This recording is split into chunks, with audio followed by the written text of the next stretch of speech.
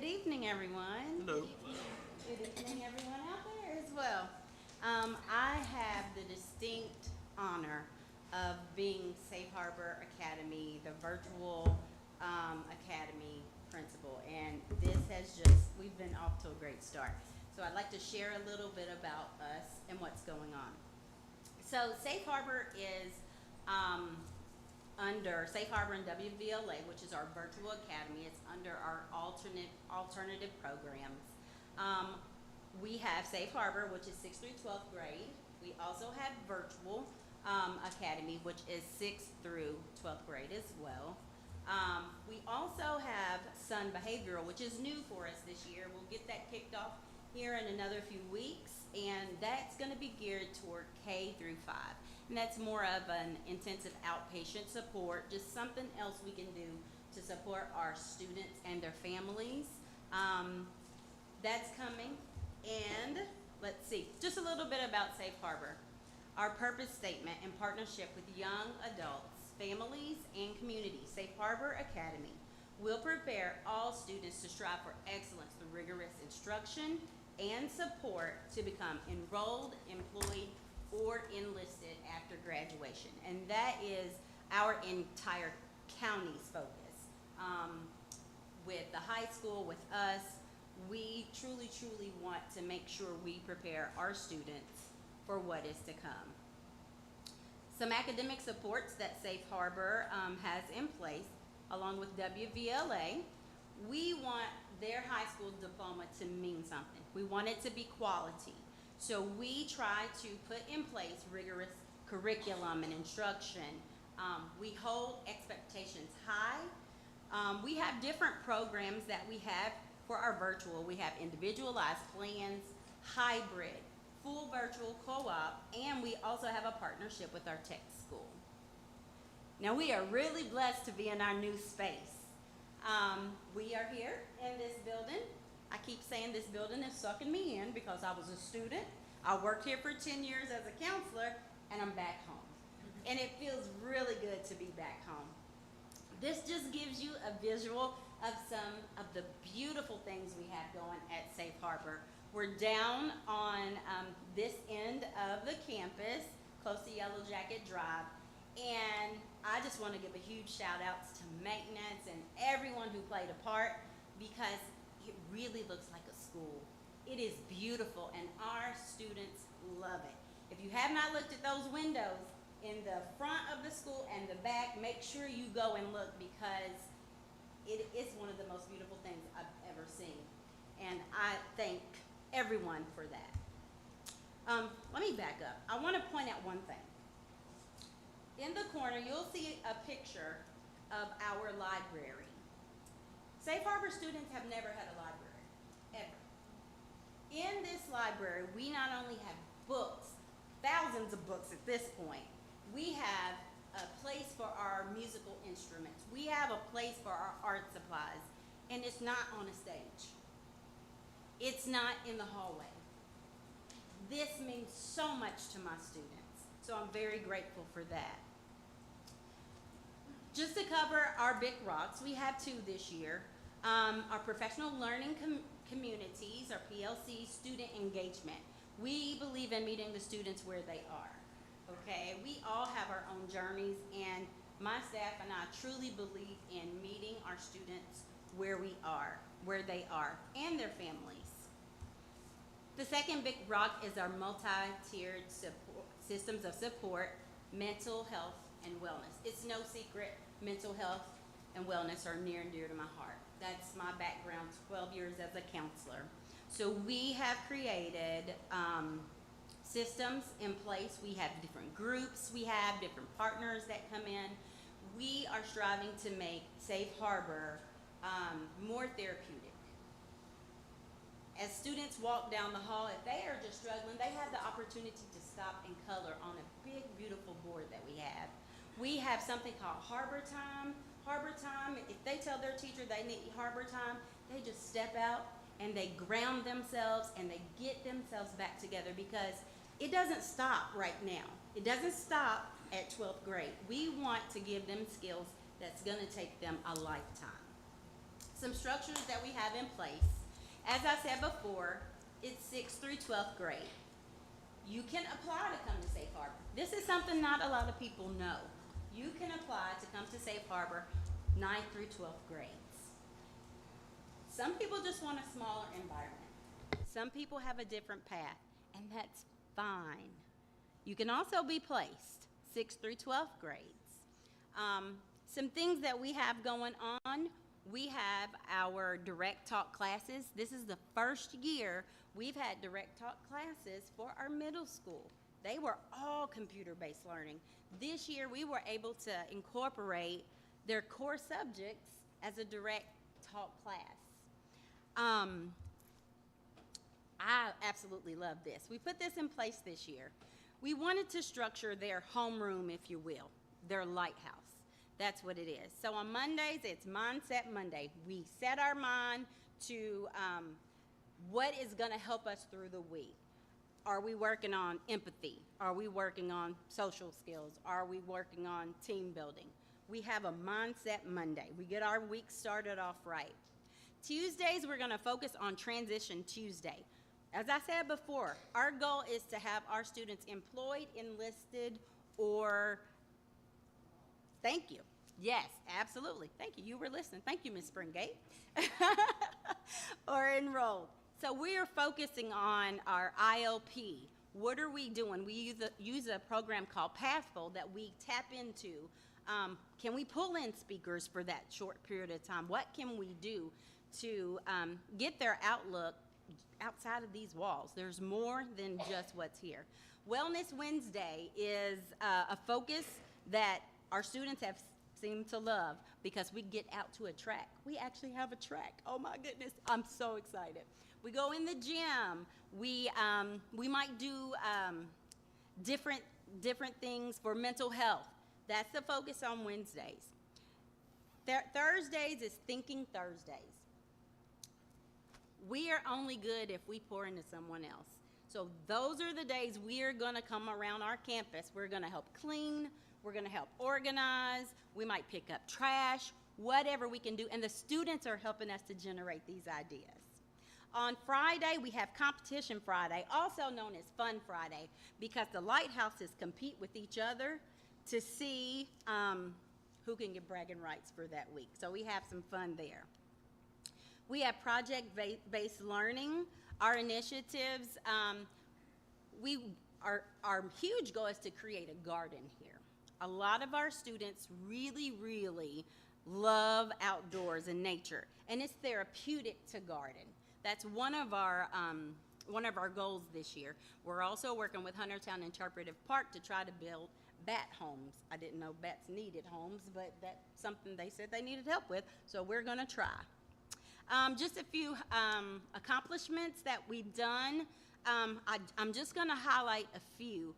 Our career day last year, and you'll see some pictures here in a moment, was amazing. We had so many community partners come in. Last year was our first year that we had a student complete a dual credit class through EKU. He did aviation, and he ended with an A. We are so proud of him. We hope to expand that this year. Last year, we had 4 graduates from Safe Harbor and 62 from our virtual program. Our partners, Life Adventure Center, we go out about once a month to work with Life Adventure Center. These are some things that we work on. We work on our groups. We work on our conflict resolution. We work on problem solving, all while we're having fun. Huntertown Interpretive Park, we go out there, we mulch. We do whatever we can do to give back. Now, something I'm really, really excited about a lot, but this has really got me pumped. We're going to have a lighthouse attendance and behavior competition. So every 2 weeks, we're going to look at which lighthouse has the least amount of office referrals and the best attendance. And our community has agreed. I can't tell you how many people have said, what can we do to help? And so this is what we're going to do. We're going to celebrate these students, because if they don't come, we can't teach them. So we're going to have these competition, and at the end of this school year, we're going to see who has the bragging rights with the most amount of points. Breaking barriers, changing mindsets, and building futures. It's no surprise that Safe Harbor has not had the best mindset in the past. Well, we are looking to change that. Because even if people do get placed there, everyone deserves a second chance. We believe in grace, and we believe in reteaching and supporting and closing those gap areas. So this is my mission to empower these families, empower these students. Grace saved us all. I know I've mess up every day, but I learn and I grow, and that's what I'm trying to instill in my students. Looking ahead, we are continuing with our Portrait of a Learner, our CTE courses and opportunities, building positive culture, enhancing social and emotional well-being. These are some highlights I talked about from our career day and Halloween. That was really fun. The kids really enjoyed us dressing up like Star Wars. Here's some more highlights. We have forensics class. We're doing an agrobiology class this year. The students are really enjoying that. Some more partners that we've had. And that is a little bit of Safe Harbor. Are there any questions? Ms. Wilson, I thank you for your report, first of all, but when you said, and we hear this about Safe Harbor, but the idea is to meet students where they're at and to meet families where they're at. And then you said recognizing that not everybody follows the same path, and that's okay. I think that is very special because some people don't find that out in high school. They find it out later in life. But not everybody follows the same path, and it is absolutely okay if yours is a little different and it's not the same as someone that you grew up with. So I think that's so important, and I just want to thank you for all your hard work and your dedication. Look, we're all going to fight over who gets to say nice things next. Welcome. I just love your enthusiasm. I love your heart. Very excited for our students and for Safe Harbor this year. Thank you so much. Thank you. I just want to say your passion and enthusiasm just shows so strongly right now, and I know that your students feel that and your staff, and it's just amazing to see. Thank you for taking just the responsibility on to be in a new building with everything, coordinating all of that. I know that was not easy, moving from one building to another, so really appreciate everything that you and the staff put into that. Thank you. I can't say enough good things. I'm excited. We've had these conversations. For those of you who don't know, I have a long history with Safe Harbor. When I used to work at the Methodist Home, I was actually in the building with them through the Methodist Home in the classrooms, so in the de-escalation room. I have seen this program evolve. It's in so many positive ways, and so this next step in your all's journey, I am just so incredibly excited for. It sounds like you have all the key components to make sure that every child feels seen, safe, loved, and belonged, and given the best opportunities for success. So I want to echo what Sarah said about the different pathways. It's not always one pathway, and so I'm just really excited about what the next chapter holds for you guys. So thank you for all your passion and hard work, and to all your staff as well. Thank you. Thank you, Ms. everybody. Wilson. All right. I believe we have everyone here now, right? How was that UK traffic? Not fun to, yeah. All right. So I'll invite Miss Bailey up to go through our recognitions.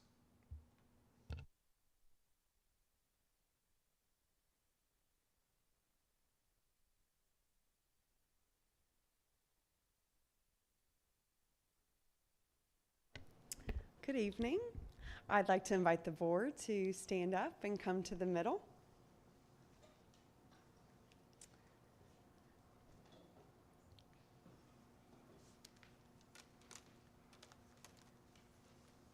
There you go. Okay, we'll be starting with FFA, so I will read a little blurb about you all, and then at the end we'll call you down one by one. You'll get a little certificate, and then we'll take a group picture with everyone. Our first Hive Award of the evening goes to an extraordinary group of student leaders from the Woodford County High School FFA chapter. In a community like Woodford County, where agriculture is not just an industry, but the very heartbeat of our heritage, FFA plays a vital role in bridging our deep-rooted traditions with forward-thinking leadership. By blending hands-on innovation with real-world skills, FFA empowers our youth to preserve our county's rich heritage while pioneering new opportunities. These students truly embody our district's motto, honoring a legacy of excellence while building a future of opportunity for us all. Tonight, we are proud to celebrate 5 outstanding individuals whose hard work and dedication have earned them top honors in the Commonwealth of Kentucky. First, Carolina Ray, honored as the 2026-2027 Kentucky FFA State Vice President and the state champion in prepared public speaking. Carolina represents the peak of student leadership and advocacy, using her voice and vision to inspire peers across Kentucky and bring immense pride to Woodford County. Congratulations, Carolina.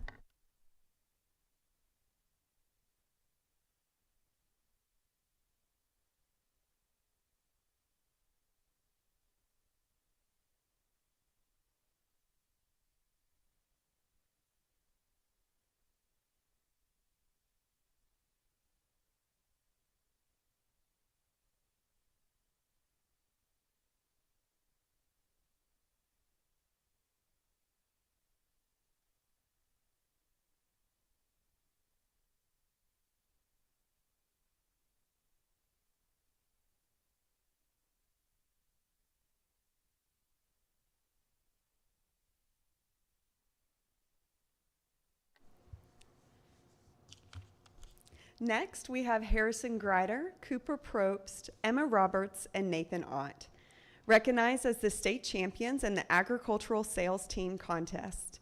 This dynamic team demonstrated exceptional teamwork and innovative problem solving to beat out competition statewide and claim the top title. Congratulations to this team. So we have Harrison Grider, Cooper Probst, I believe is at the State Fair. Yep. Emma Roberts, and Nathan Ott.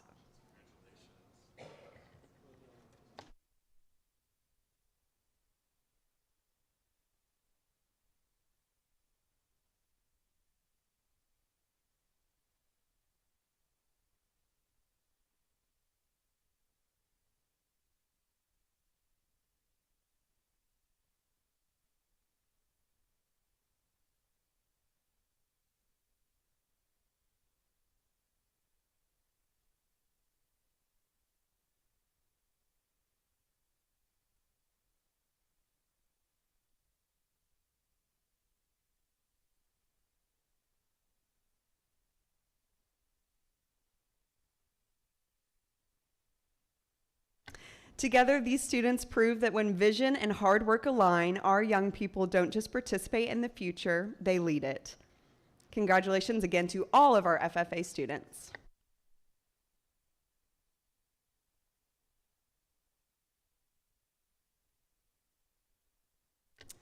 Next, we have Mr. Sherman Green. Sherman Green is the bedrock of Woodford County Public Schools, earning the Hive Award through his unwavering work ethic and deep commitment to our district. As maintenance director, Sherman ensures our physical spaces are more than just buildings. He actively creates safe, warm, and engaging environments where real learning can happen. By approaching every challenge with a forward-thinking vision, he brings a practical innovation to district operations, tackling every repair and project with meticulous care and thorough follow-through. Beyond his technical expertise, Mr. Green's true impact lies in his character. No matter the hour or the task, he leads with kindness, treating every person he encounters with profound respect and bringing a welcoming, positive energy to every school in our district. He is the ultimate go-to leader, dependable, responsive, and quietly selfless. Sherman Green reminds us that true excellence isn't just seen in the big moments, but in the quiet daily dedication to keeping our entire community safe, supported, and standing strong. Congratulations, Mr. Sherman Green.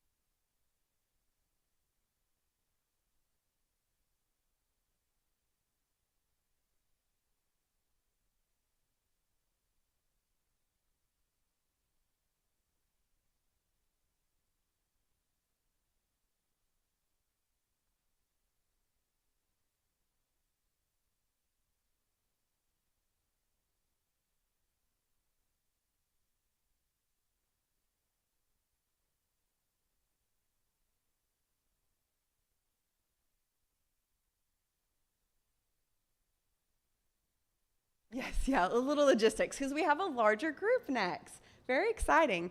So we will be highlighting our Woodford County Public Schools preschool department for lots of very exciting things. So just like the previous two, we'll read a little blurb and say your name at the end, and that's when you'll come down. And since it is a larger group, I believe, we're going to meet right over here to the left in front of the table for our group picture. Okay? Awesome. Okay. A huge congratulations to our Woodford County Public Schools preschool department. Our dedicated teachers, instructional assistants, support staff, and administrators on earning the Hive Award. This internal recognition celebrates a remarkable district-wide milestone. 100% of Woodford County Public Schools elementary preschool programs have officially achieved Level 5 ratings, which is the highest possible distinction awarded by the Kentucky All-Stars Quality Rating and Improvement System. To reach top marks across every single elementary school, our early childhood team demonstrated exceptional standard-setting work across all core domains. They are classroom and instructional quality, family and community engagement, staff qualifications and professional development, administrative and leadership practices. Building the foundation for a lifetime of learning takes incredible daily commitment and seamless collaboration. Thank you to our preschool educators and staff for your unwavering passion, high standards, and dedication to our youngest learners. You have set the bar high and truly made this a Level 5 year. All right, so our team members, starting with Miss Courtney Cheney.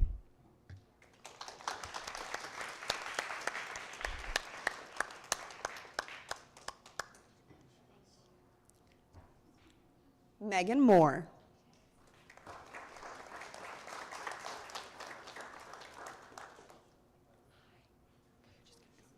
I think that works. Okay.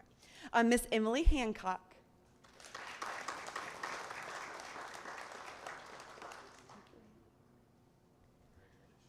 Miss Carla Bush. Taylor Phillips. Rosa Thompson. Stacy Fugate.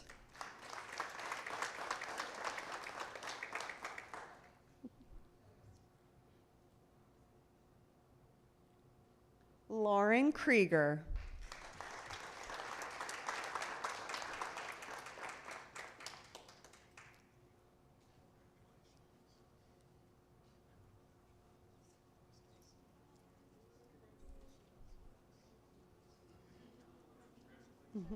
Cassandra Buchanan. Chloe Lee.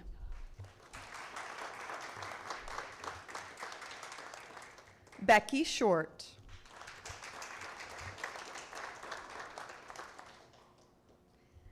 Katie Harvey. Our support staff, Katie Harvey.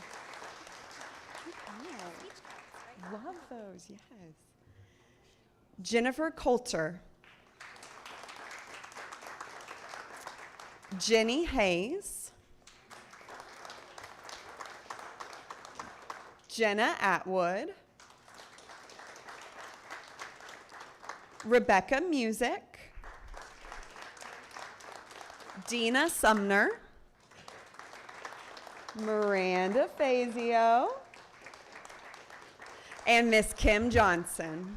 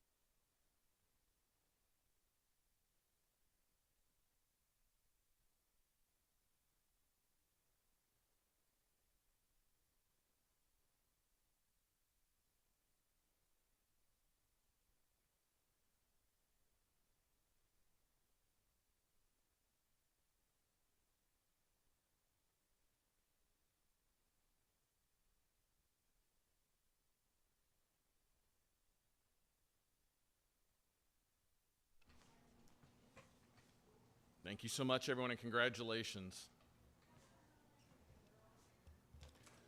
We'll give everyone a moment to head out if they would like to.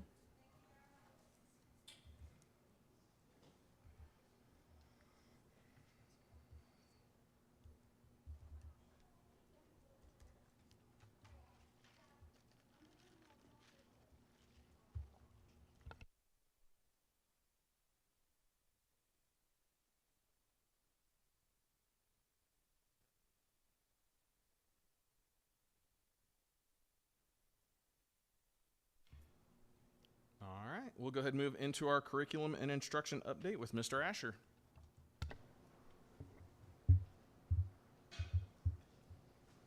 Waiting on my visual there.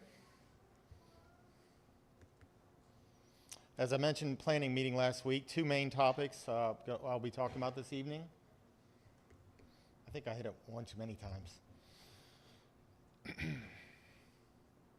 First of which are teaching and learning big rocks. You heard Ms. Wilson use that language. We've used that for quite some time, just to point out what are the major emphasis initiatives for our district. There we go. All right. So I will cover that part, and then secondly, Ms. Tracy will cover an update on our summer school programming we had over the past several months. First off, there are three big rocks here: our strong local curriculum, student accommodations and modifications, and finally goal getters. Month after month, I come up here and talk about our emphasis on our Portrait of a Learner, the competency piece of that. We also believe that we can do both sides of it, not only competency-based education, those soft skills, which really played into Ms. Wilson's presentation about how you take those on beyond 12th grade, but also obviously the academic side, deeply rooted in our academic standards. Let me explain each of these. Strong local curriculum. The first thing to somewhat dispel, we use the word clarity a lot, but what is curriculum? It's not just a given program. It's not just Ready Math. It's not just Envision Math. It is actually a comprehensive plan for an educational program, and I'm going to go into more depth of what goes into that comprehensive plan. Why local? Because we have specific elements of our curriculum and specific focuses here in WCPS. So adding those all three together, we believe will support high-quality Tier 1 instruction across to improve student outcomes and achievement for all students. So when it says comprehensive, here are the four main pieces or elements of a strong local curriculum framework. Our portrait alignment, that we continue to focus on that to help students not only develop those, but also demonstrate those competencies. We want to remain standards driven, our HQI anchored, and our local priorities. And I'll go into more depth on each of those. The first of which, the POL alignment. And for each of these, the visuals that you see there, we say fences and freedoms. Fences are those kind of tights, if you've heard of loose and tight before, but what the expectations are. And then freedom is obviously what you have some choice in. And when I say what you, the schools and programs have choice in. So very much continue to focus on portrait alignment. We labeled this legacy down there at the lower left-hand corner because that's exactly what this is. We've been focused on this for quite some time, and we want to continue to build upon that legacy. Standards, also labeled as legacy for obvious reason. Standards driven throughout, that will continue to be the focus of instruction in our classrooms. And when we started this journey, we were very adamant in our definition that it is not about neglecting standards. When you focus on when you embed competencies, you are not disregarding the standards. It's rather how you apply them. So we'll continue with our curriculum review cycle that we do year in and year out, and that'll ground our PLC work on the standards. Number 3, element within our strong local curriculum is HQI anchored. I've talked about that acronym and what that means. We have it throughout, specifically in math, K through 8, reading now K through high school level. Our fall walkthroughs are coming up here in just a bit, just a few weeks. We're nearly to September already, so that'll be a big kickoff point for us and how the HQRs are being implemented. Also, a lot of startup trainings, not only at the end of last year, but at the beginning of this year, including part of our new teacher induction you see there. And then finally, our local priorities. We refer to these as engagement continuum. So that'll be used as a resource, is actually anchor resource in classrooms. That is one element. Both of these are elements of how you embed such competencies, how you get kids to communicate, how you get them to problem solve, so on and so forth. So these are practical structures in how you embed those competencies. Our second big rock is accommodations modifications. So that's really a focus on access for all, access to learning. Really, we realize we're at a point where the why, data supports a need to provide Tier 1 professional learning to all educators, not just teachers, but our leaders as well. A lot of new staff has come over time, and we need to provide that Tier 1 professional learning. So the fence, as you heard me talk about before, all schools are required to do a 4-part professional learning series about access for all, and then all teachers having specific accommodations modifications checklists so that they can monitor those, how those are applied over the course of the year.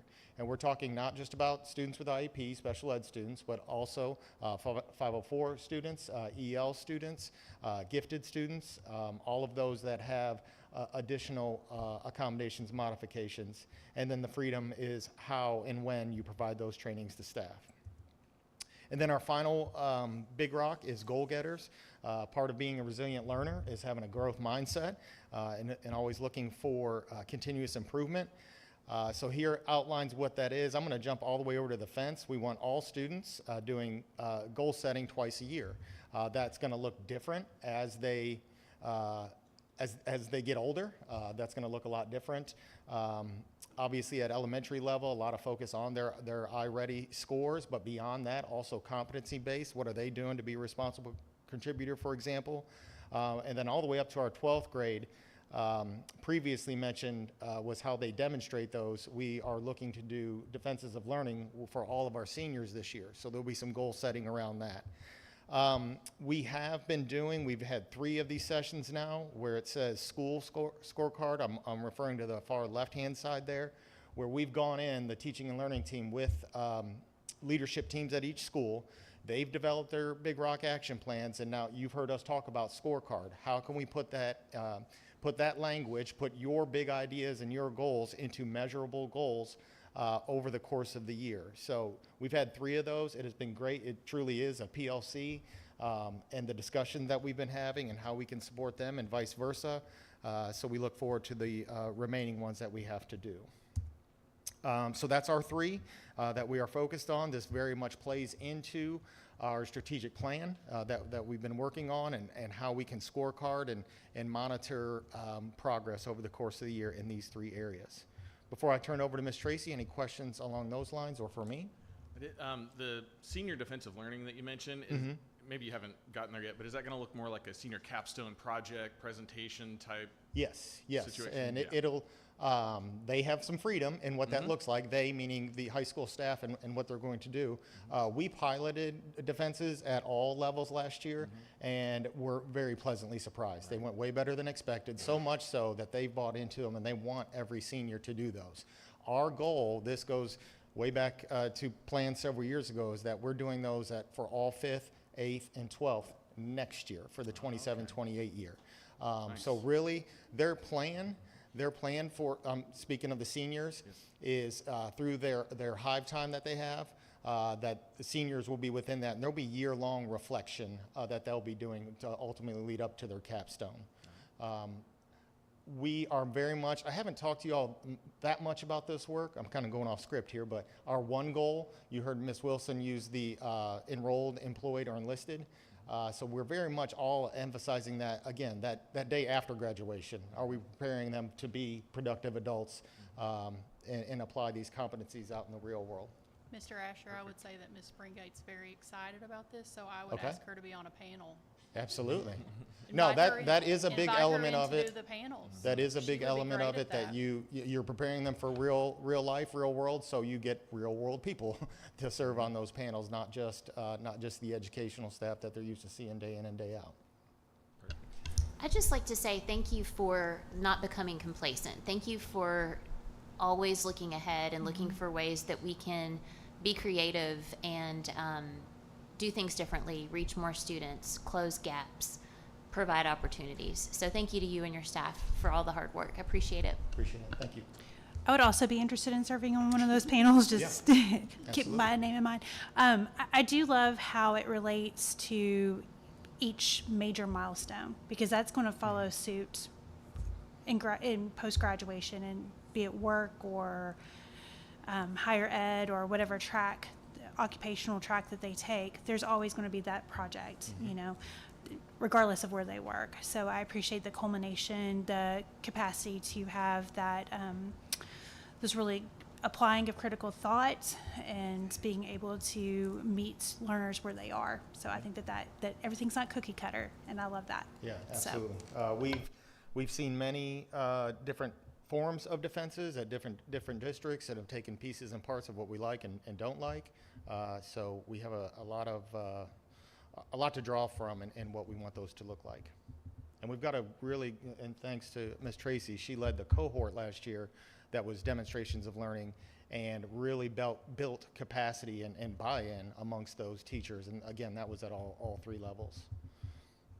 So we probably, as I sit here, we probably won't have our preschool do defenses. That might, yeah, not yet. We'll that's continuous improvement. We'll look there later. Anything else for me before I hand it over? I don't think Thank so. you. Thank you so much. Good evening. Just to piggyback a little bit on that last presentation, the Cohort Plus, we had an academy last year, and we're going to change it into a Cohort Plus this year. So there will be teachers from all levels working for this expanded pilot for this year. So all the schools will be doing pilots again. We learned. We're going to take that information that we learned from last year, we're going to build on it for this year in hopes that we're the most prepared for a rollout this time next year. So stay tuned. But now I'll talk to you for a few minutes about the summer learning programs and give you an update on what happened at the three levels.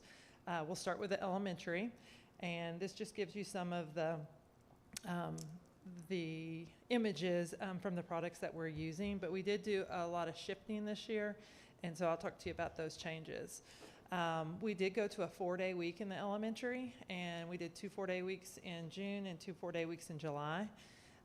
We focused, due to some spending, we were all trying to tighten the purse straps a little bit, and so we were reimagining what it could look like, and so we went from a staff of 17 last year to a staff of 10 this year. We focused on our kindergarten, first and second graders, and there were one small group of third grade. That wasn't in our initial plan, but as we offered to our Ks, 1s, and 2s, there was a small need, like each school came back and said, if I could just put a couple of third graders in. And so we had one more teacher in our budget plan, and so that's what we did.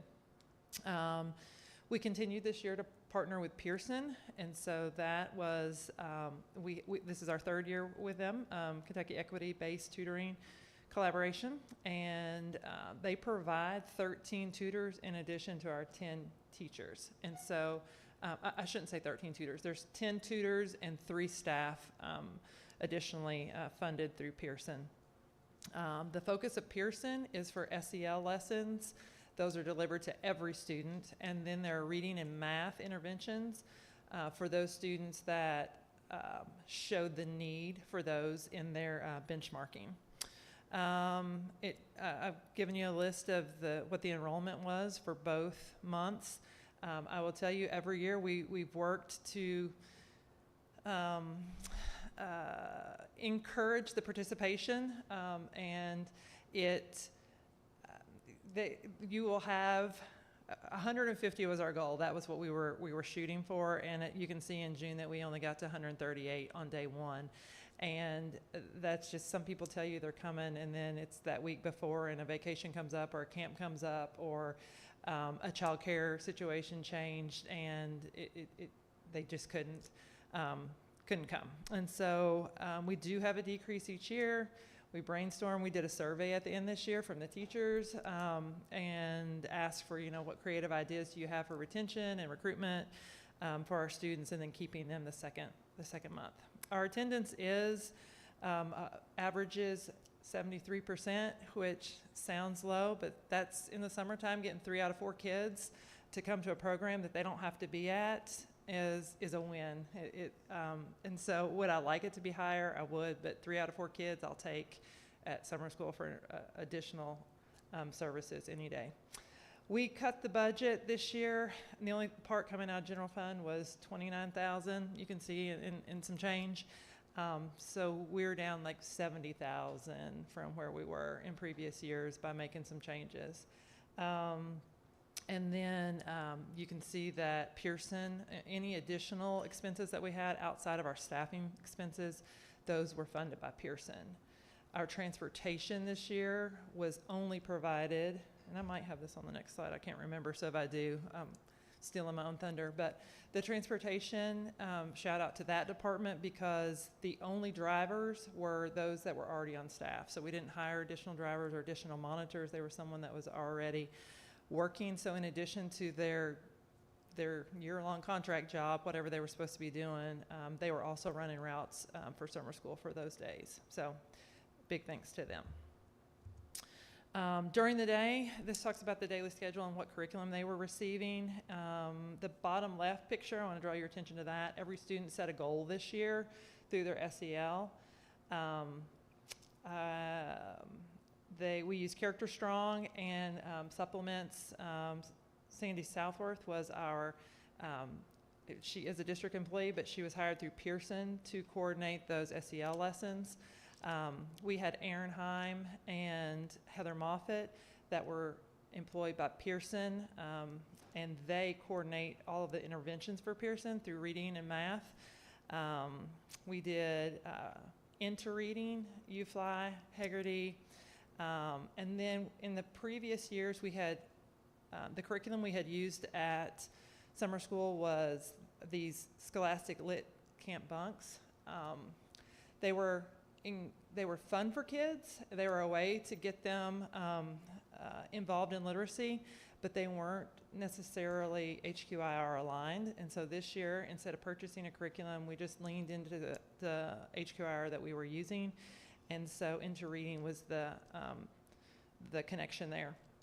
Writing, we are pushing in our schools the writing revolution over the next year in our writing plan. And so at least 10 minutes daily were used on writing, and that's just at least 10. It went more than that, but there was a place held for that each day. Math, I wish that they were getting a lot more math time, but what fit in the schedule was 30 minutes daily. We were using Ready Math, which is our HQIR, and they were also playing fluency games. And so we have several teachers that are involved and administrators involved in the Numeracy Counts Academy. One of the resources that has come from that are these online fluency games, and so they were using those. That's a way for kids to not realize the learning that's happening while they're playing the games. Lunch and breakfast were provided every day. Like I mentioned, transportation was offered for all students, and then students had Pearson tutors during their WIN time, and they also had the Pearson tutors delivering the SEL lessons. As far as growth, what came out of it, the growth that we have, the students that we benchmark are the students that are receiving intervention. And so by grade level, you can see that the strongest growth was in the first grade. There is an attendance factor that you can see does play a part in some of their growth. And although like in kindergarten, it was only 37%, the 93 in first grade, and then about half in our second and our third grade. Third grade was a very small number. Like I said, it was only one classroom.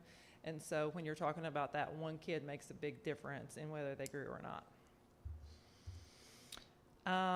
Here's just some pictures of the kids and the tutors, and those are the topics that they did during their SEL lessons. and they are connected to this same SEL lessons that they're having in their schools through Character Strong. Part of that recruitment and retention, keeping them there on the last day of June. Pearson the past few years have been gracious to fund a bounce day for us, and this year we added a financial literacy day. So Citibank came and partnered with us, and they brought the cash, I don't know, cash cave, I don't know what it's called, but when they get in and it's like a tornado of cash in there. So they had that, but they did teach a lesson also. And then the bounce day came in with snow cones and all the fun things to try and get them to be, just hang on till the end of the month. WEEF has been instrumental in partnering with us so that Pearson and WEEF work together to afford those things for our summer program. In July, the kind of hook to get them there to the end this year was an aviation museum field trip. The museum couldn't hold all of us in one setting, so half of them went one day and half of them went the other. One of the, in the far right picture, that's Silas Hart. He is the head of our WEEF program, and he has a past career in aviation, and he came and was a wealth of knowledge and loved like teaching the kids, and so that was a great connection to that partnership also. Moving on to the middle school, this one is not enrichment or not, we're not putting in interventions. These are credit recovery. So we did have one student that did not have a credit recovery.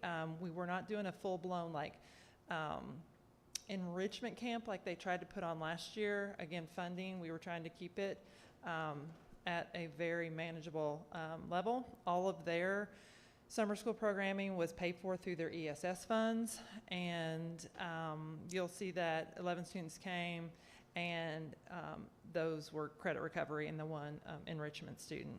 They ran the same hours that the elementary did, and they were on the bus with our elementary students.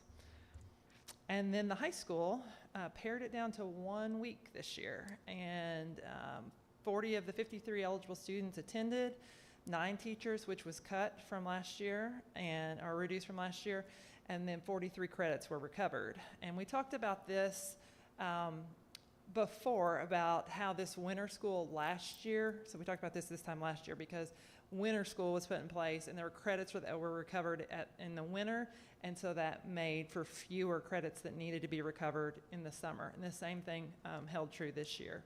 And so that's why the repeat information of the 65 credits at winter school, because that is important. That saves us the summer school. So that is all. Do you have questions or things I can clarify? Thank you so much. I do have a question, just a quick question. For the elementary school, I mean, I think that the middle school and high school are a little bit more cut and dry, understand-wise. But for the elementary school, how are they identified? Is it iReady scores or growth or a combination of things? Sure. So the interventionists at each one of the buildings are the lead. They get some communication from me. And they haven't always been the lead, but they were the lead this year. They get some communication from me about parameters, like what's a good fit. And they go off of those. I will say that it is not, we triangulate our data. It doesn't matter what decision that we're making. And it's the same that's true for our summer school. And so yes, they are using iReady scores, but are they responding to interventions that they're in right now? So some of the kids that are already in, we're looking for those tier 2 kids that could benefit from the boost of summer school. It's not another course. It's not an end-all be-all. It's that, where's that sweet spot in the middle that if we held them for a little while longer, they're going to hang on, or it might just give them that extra boost they need. Thank you. Mm-hmm. And then I just wanted to say thank you. I appreciate that you guys were aware, and it looks like found other sources of funds to cover some of the expenses, and people jumped in there and drove buses, and so the costs were significantly down. Definitely appreciate that. I would ask that at some point in the year, if we could get information or data just about the elementary students. I always like, I think I probably always say at these meetings, and I don't know if it never happens, but I would like to know that of those K through 3 students, the 130 or however many, I would like to know, like, at the end of the year. So were they able to move, up with their, knowledge and their skills? Were they able to then, have fewer interventions, or did they need, what did that kind of just look like? Like, what are the results? What's the bang for our buck, basically? And I do feel like it could be captured in data because you know who the students are. So I think, should be able to tell we moved from here to here, and then, we slid back down. We moved from here to here, but we also maintained. So I would be very interested in that, because I think anything that we're funding, we just need to be able to see the results of. And so if at some point we can have that data, if you can think of a way to, you know what I mean? Two things that would be important. One, just so that you're aware, Pearson right now is collecting a study. They're doing like a longitudinal study over the years, and so at some point, whenever that's finished, that will be presented to you. I'm not in charge of it, so when it's when we receive it, then we'll report to you. But I think that the other thing to consider is I can either come back and report back, because after iReady scores, like how many kids comparing their spring benchmark that came to their fall, but they're in the middle of iReady, like we just started iReady. So if it's something that we want to include annually, like in this report, we should probably push this report until September until we get those. And that would be an easy, you're right, there is data to show that, and we could do that. Or because we've already reported this year, I could come back or give it to Ryan, and he can give you an update on those numbers in a little bit later in the year. Mm-hmm. Anybody else have anything for Ms. Tracy? All right, thank you so much. All right. And we will now open it up for public comment. We do have one, Mr. David Graves, who is going to speak on the staff handbook, which is part of an agenda item tonight. How y'all doing tonight? First of all, before I get started, I appreciate what you all are doing. And I feel bad for y'all, I really do, with all the stuff you have to put up with. And I appreciate the little town hall meetings you would put up, the hives. It really taught me some stuff, really. Well, I guess I'm up here to ask for a change in the staff handbook a little bit.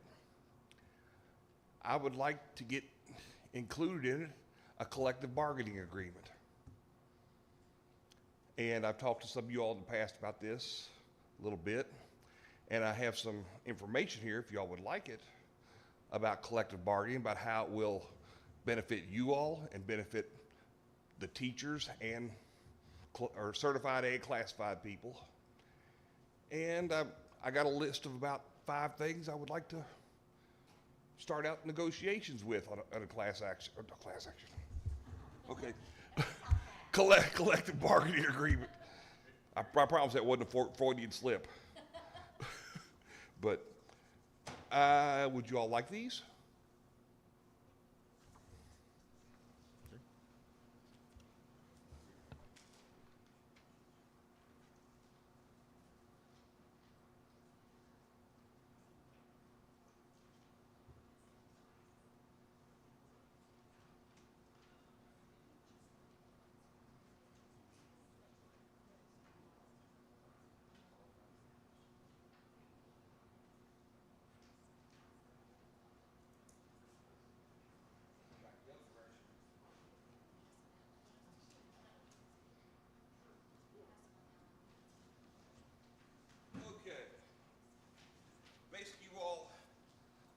A lot of benefits to a collective bargaining agreement.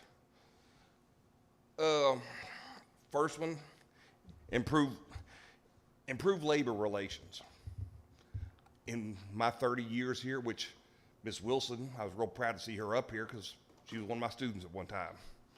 But then again, a couple of y'all might have been too.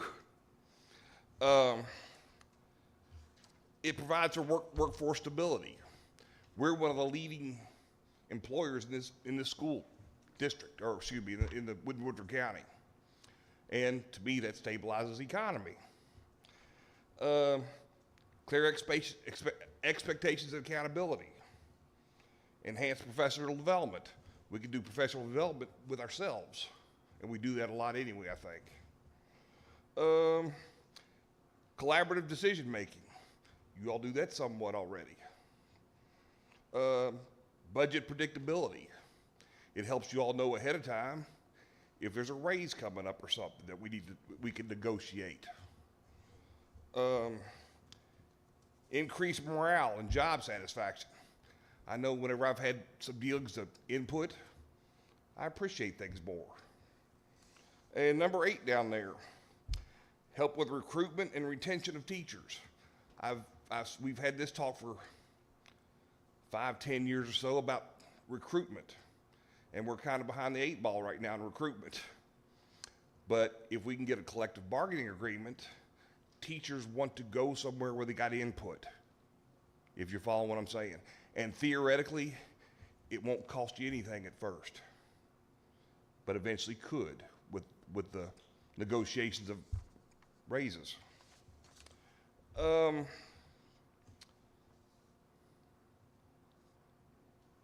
Job security, helps out with job security. But so does the law with tenure with that. Helps out with working conditions. People get happier. And I remember Dan Cassidy one time, a long time ago, used to say, happy teachers make happy students. I kind of like that. We got a grievance process. We can negotiate what needs to be done in that. Promotes equity. I don't know how many teachers, I feel pretty equal, but it doesn't necessarily mean every teacher in the school district does. But down on this little sheet, this little doober, 6 little things that kind of would like to have taken care of at first, really are some things that we kind of have already, kind of. The number 1 thing on the list would be rewording of the continuing contract and the limited contract. That little thing down there says, other duties to be named later. That's kind of a little too open-ended on a contract for me. Would you all want to work under something where somebody could throw something on you and say, hey, it's in your contract right here?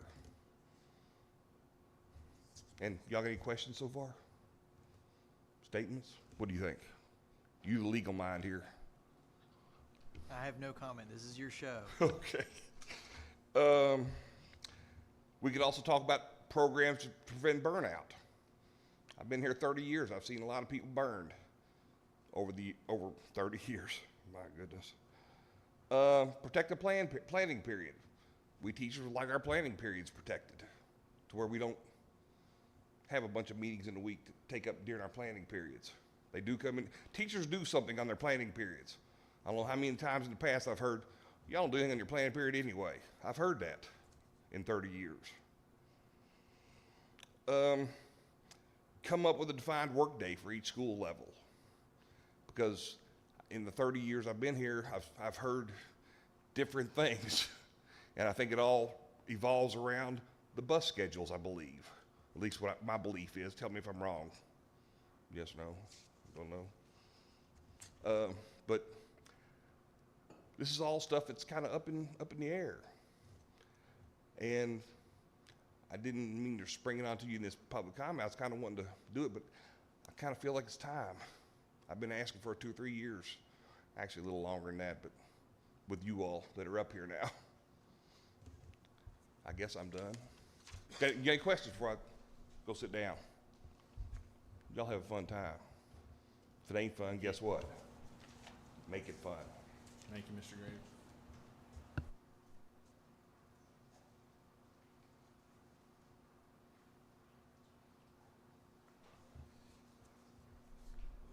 All right. So we will next move. Can I have a motion to approve the consent agenda? Motion by Mr. Wilson, Second. Second by Ms. McCowan. All those in favor? Aye. Any opposed? Nay. Motion passes 4-1. We'll move on to our regular agenda. Can I have a motion to accept notification of personnel matters? So moved. Motion by Mr. Wilson, Second. second by Ms. McCowan. Any discussion? I do have discussion. Okay. So we changed platforms, and I was not able to log on to the new platform.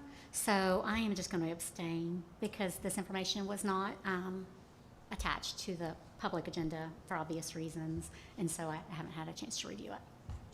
All right. All those in favor? Aye. Aye. All right. Motion passes 4 to 0 and 1 abstention. 4 and 1 abstention. Can I have a motion to approve the minutes of the July board meeting? So moved. Motion by Mr. Wilson, Second. second by Ms. McCowan. Any discussion? I hate to be the person to keep saying this, but I'm just going to abstain on this as well. I was unable Same to log thing. on to the meetings and didn't attend. I have reviewed the minutes, but I just am going to abstain. Okay. All those in favor? Aye. All right, motion passes 4 with 1 abstention. Can I have a motion to accept notification of payment of bills? So moved. Motion by Mr. Wilson, Second. second by Ms. McCowan. Any questions? All those in favor? Aye. Aye. Any opposed? Motion passes 5 to 0. Can I have a motion to approve July financial report, treasurer's report? So moved. Motion by Mr. Wilson, Second. second by Ms. McCowan. We'll invite, he's already up there, Dr. Gribbins. Good evening, board. All right, we'll go through this. There are a couple of good highlights that I'd like to talk about, and I'll share some additional information once we get to the end. The first slide we know is general fund, straight from Munis, but the next slide is the one I always like to focus on. So from the general fund, if you look at it, year to date compared to last year, we're still running better than we were last year. So if you actually look at the general fund, we actually ended July in a positive. So if we were to compare that to last July, we were about 90,000 negative last July. So if you take 90,000, 440,000 positive, that's a $500,000 swing year over year.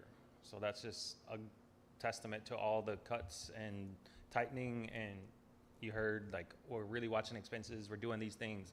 All of that's bearing fruit. And so I definitely wanted to call out that because I think that's a worthwhile year over year. So we know we only have 1 month, being July, we have 1 month of tax collection. So this is the tax collection, just a little over $400,000. We know that the majority of our tax collections come in November. That's when our property tax, so we won't really see that until November. Here's the line items that shows you monthly and yearly. So again, the monthly and the yearly are the same because we're in month 1. And the fiscal year to date. So this is the individual taxes. Again, you'll see the general property tax, our distilled spirits, all of those won't hit till November when we get our first tax collection bill.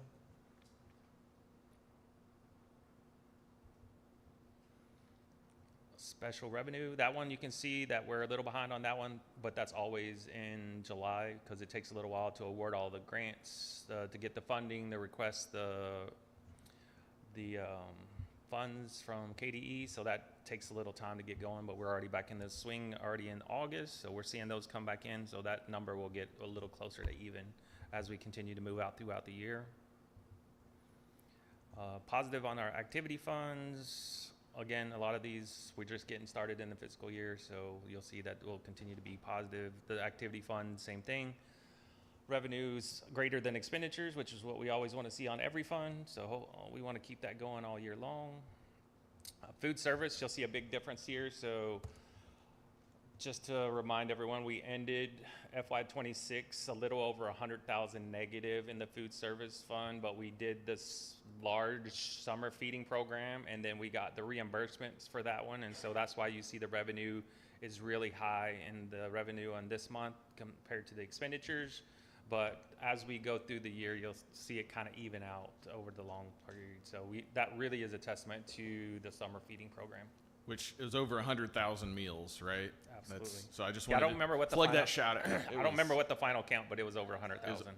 Yeah, which is amazing, because I think last year, we've talked about this before, but it was around 50,000, Mm-hmm. right? So, yeah, a lot more engagement this summer, which was fantastic. I really think the change in marketing of that really helped. When you put in the words that everybody is eligible, regardless of income, I think that that really brought people out. And I hope we continue to do that next year. So kudos to our food service staff for all that they did, because it's a lot.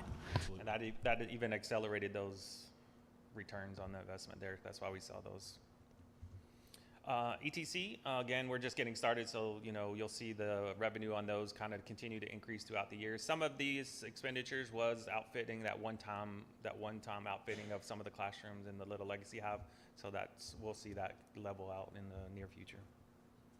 I do have a quick question about that. When we're talking about the expenditures and the revenue, I think when we voted, we were pretty clear that this would be, it would generate income, generate revenue. And so is this fund, the ETC fund, does it separate out the daycare portion, or how is that? Yeah, so separated? it all rolls up to ETC, but what we're gonna do, we have a project code specifically for Little Legacy Hub, and so as we get, it's not really technically launched yet, what I'll do is I'll start pulling that out. So I'll say this is ETC overall, and then we'll track the Little Legacy Hubs for the fiscal year. We know that it'll take, you always start kind of in a deficit, and then as you get the kids enrolled and throughout the year, you'll kind of even out. It'll be a net neutral for the budget. Okay, but you'll keep track of that and you'll let us know what those numbers look like just maybe as just a separate kind of pull out, if that's acceptable, just so that we are aware that we've recouped and, returned funds to ETC, and that the Little Legacy is, its own little self-sustaining entity. Yeah, what I figured is once we get a couple months in, then we can break it out, and because it really wouldn't mean much to break it out right now, because they haven't even started tuition yet. So it wouldn't really, I don't think it would be that beneficial. But once we start that process, we'll definitely break it out so that you have a clear picture of what that looks like for the fiscal year.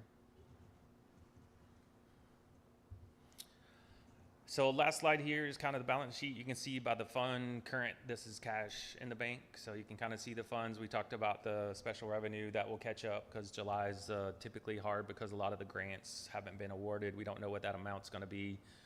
We have all of them in but one. We're still waiting on one. So now we'll be able to request those reimbursements every month. And then our debt service one, we did have that one. So we'll get that when we get our tax payment.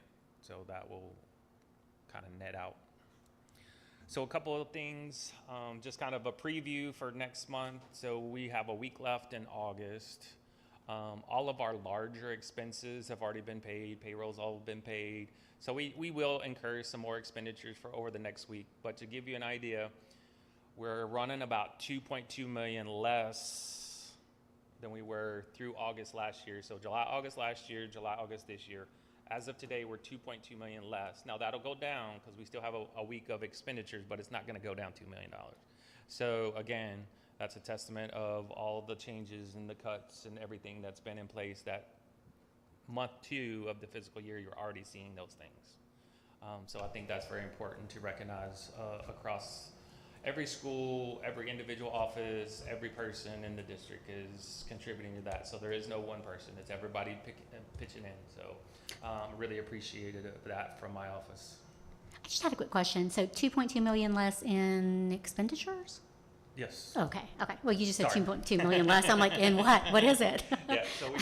So so if we look July, August last year, July, August. Now we got a week to go, so we're gonna have some expenditures, but it won't nearly be that much. Right. We'll still be running really, really positive compared to last year. And so did we make our bond payments in June, July? We have, yes. We have? So that 1.8 million has already? That's already been accounted for. So that's everything. That's all funds, everything that we spent to date. So the 2.2 less in expenditures includes that bond payment? Yeah, which was $1.8 million. Thanks. Just wanted to double check. Yeah, and then we are started pretty heavy in the audit. So we've already started gathering all the information that the auditors requested. We're putting all that together. They're doing most of it remotely. They're out of Fort Thomas up toward Erlanger. Is out of Maddox and Associates, if you remember when we voted for it. There's been so many different things since then. Just as a reminder, They have been going through our Munis system. They can pull accounts. They've been asking me a few questions. We've given them feedback. So everything's going really smoothly. Have about, as of this morning, we've gathered about 75% of all the documents they've requested. So I'm still to work through the next couple of days to make sure we get all of those, because some of them are a little bit labor intensive. So it'll take a little bit of time. We'll provide those. And then the official audit begins next week. So for about 7 days, they're going to do most of it remote, and then they'll come down on site, of course, check in some documents for a couple of days, and then they'll put their report together, and then we'll have that delivered to the board. I did have a quick question. I know we talked about in the planning meeting, the AFR that was due to KDE on June 25th. I realize it's unaudited. Yes. Are there any requirements in the new law that be posted or shared? How does? Yes. So what the plan is once the board votes on a tax rate tonight, then I will publish both of those together to save money. So that way I don't have to do two separate postings because it's we just have to have it posted by September. And so that'll still meet our timelines, and it'll save us money instead of having to do two postings. We're going to combine the posting. Basically what it'll be is it'll share a link to our website, which will have the unaudited AFR. And then once it's audited, we'll just replace it with the audited one. And then that's also available at KDE once it's audited. Thank you. Any other questions? I have a question in preparation for the tax vote, so it's kind of not about that, but about that. Will we continue our budget committee as we move forward? Okay, thank you. Anything else on the treasurer's report? All right, Thank you. thank you. All right, all those in favor of approving July financial report, treasurer's report? Aye. Any opposed? Motion passes 5-0. And the next one for the FY27 tax rate, I have specific wording.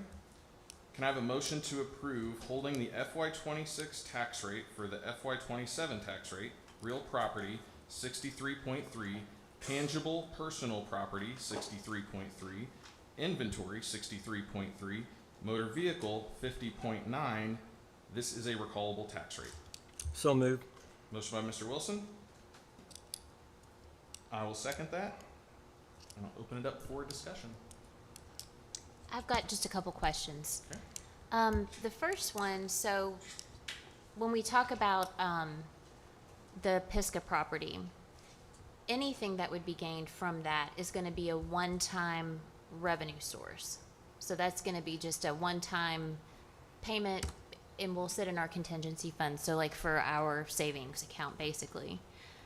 Do we have any idea, and I wish I had asked this sooner, so I'm sorry I didn't, but do we have any idea about the savings that we will realize from no longer needing to maintain that property? I can get that for you. I can get that by tomorrow for you, yes. Yeah. Any, like, ballpark at all? I have it last year. I could pull up, but again, if I had it Sure, before I the know. meeting, I would be Yeah. prepared to answer it. No worries. Yeah. And another question, again, some of these came kind of late. We know that this is a recallable tax rate. If the board chooses to hold for the Hive, do we know about what that expense would be if it becomes recalled? Yes, so, well, we don't know the exact number, but it would not be on this election. It would be a special election if it made it to that. And so, Jason, you want to talk a little bit about that?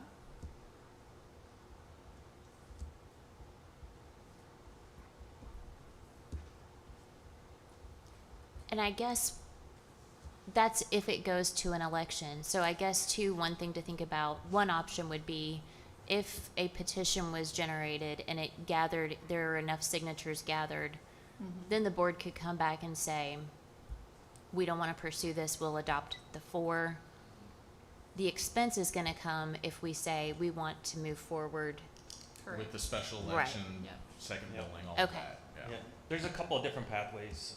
So the board can choose to forego the recallable rate at any time between tomorrow, if you should vote for it tonight, all the way up until the petition is received. Now, there's a couple of different things. So you ask about cost. So because it's a recallable rate, we know that a little less than 1 cent is the recallable amount. So we will do our normal billing on the normal 4% non-recallable rate, which is 62.5. We will go ahead and do that. So, because that has to be in within the next couple of weeks. And so we will have to get with all of our partners to make sure that those all get billed on the first billing. Should you move forward and let's say there's a couple of scenarios. One, you don't get a petition. So then after the 45-day period, no petition is presented, then you can just move forward with that rate. Then we will have to do a second billing for that less than 1 cent. So we will have to pay for postage of the second billing, the 2% that the sheriff tax collection, so that will be a cost. Next scenario is if you get a petition and then 30 days later it's certified valid, then at that point the board will have to make a decision. Okay, we have a valid petition in front of us. We can choose to forego and just revert to the non-recallable 4%, or we can push for the special election. Timelines, you're looking at probably the earliest that you're going to get that vote is just with holidays. December is probably in January. At that point, you would still have to pay for, not counting the election, you still have to pay for the second billing. You still have to pay the sheriff his 2% for the collection fees, and then you would have to pay for the second, the actual special election. Estimates right now run between $80,000 and $120,000. We don't know what that number is, so that's about what the cost of a special election would cost you. So there's a couple of pathways depending on the circumstances that arise, and then you have choices along those ways. But know that there is no timeline that says I have to make the choice to the non-recallable rate. It can be anytime. There's no set standard. Does that help clarify? Well, I just had a follow-up question. So either way, if we hold the rate, we have to have a second billing. We can't get it all on one billing, rather. Okay. You could, Yeah. however, here's the scenario. We go ahead and bill the 63.3. You receive a petition and it's validated. At that point, you're like, okay, well, if I choose to say now I'm just going to do the 4%, we, school officials, now have to go through each property and issue them a check for that amount back. So then you're talking about labor costs, printing costs, postage costs for us to mail back that, whatever that amount would be for each individual. So what is the cost of that versus using the sheriff's department to bill a second building? We don't have an option, we have to use the sheriff's. Yeah, we have to use the sheriff's office. So we would have to use a sheriff, okay, so if we did a So- second, if we collected, You're gonna have. Yeah, Well- so I think it's, to clarify, I'll clarify it a little bit. So okay, if we went ahead and billed all of it on the first one, the sheriffs would bill everybody, and then they would take his percentage, which is required. We 2% is the lowest that we can go. We can't go any lower on our sheriffs. That's the minimum that you can pay the sheriffs for their collection.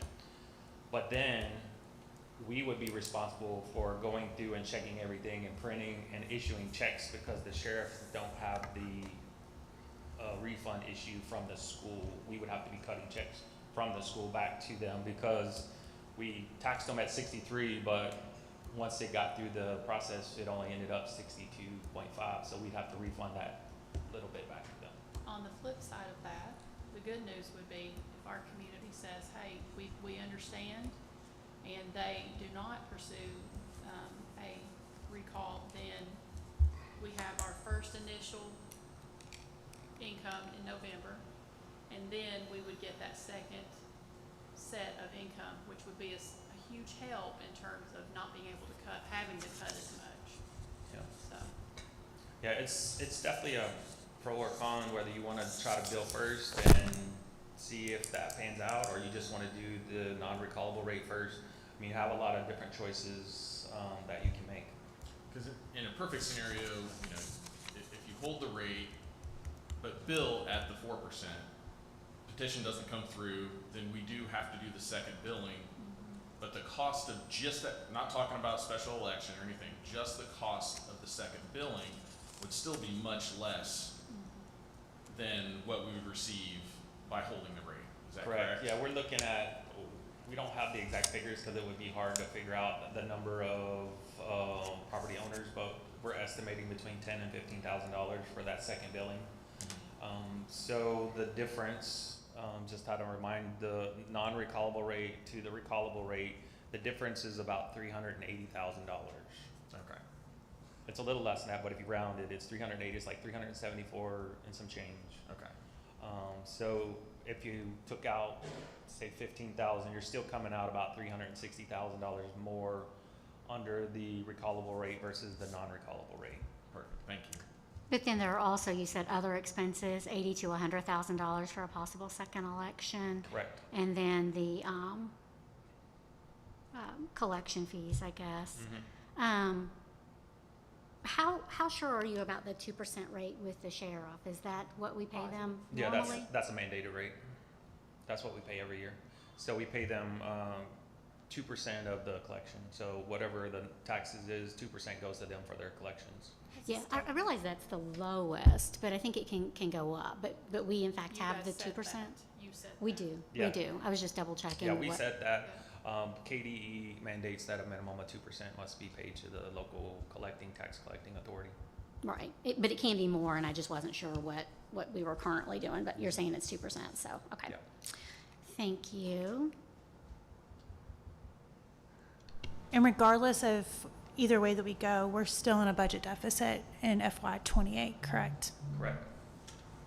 So what does that look like comparatively for both? And I know you have the numbers because I asked about this, so. Just as a reminder, like I said, we're looking at about the difference between the two rates is about $370,000. But when you factor in next year, so this year we lost, our seat decreased about $374,000. If we were just to project, so this year our assessments went up 7.9%. So if I use a 7.5% increase next year, we'll lose $577,000 in seat. So that's an extra 200 and some change less that we'll see in state funding. And then reminder that we balanced this year's budget with a one-time payment of a $700,000.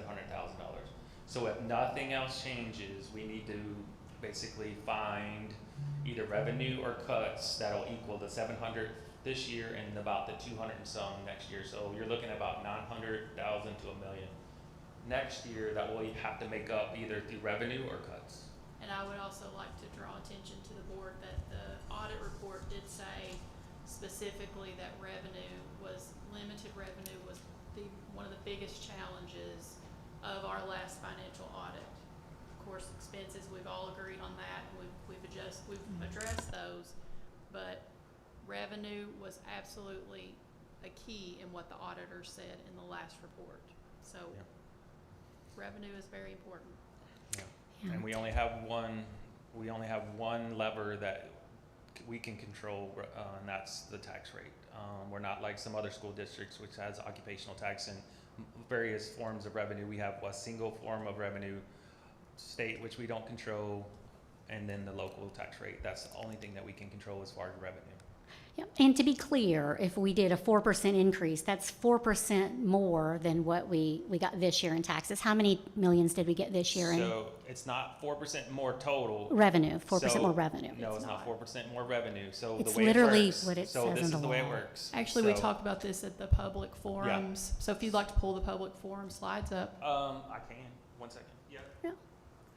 And I know some Sorry to people miss that. interpret like losses differently.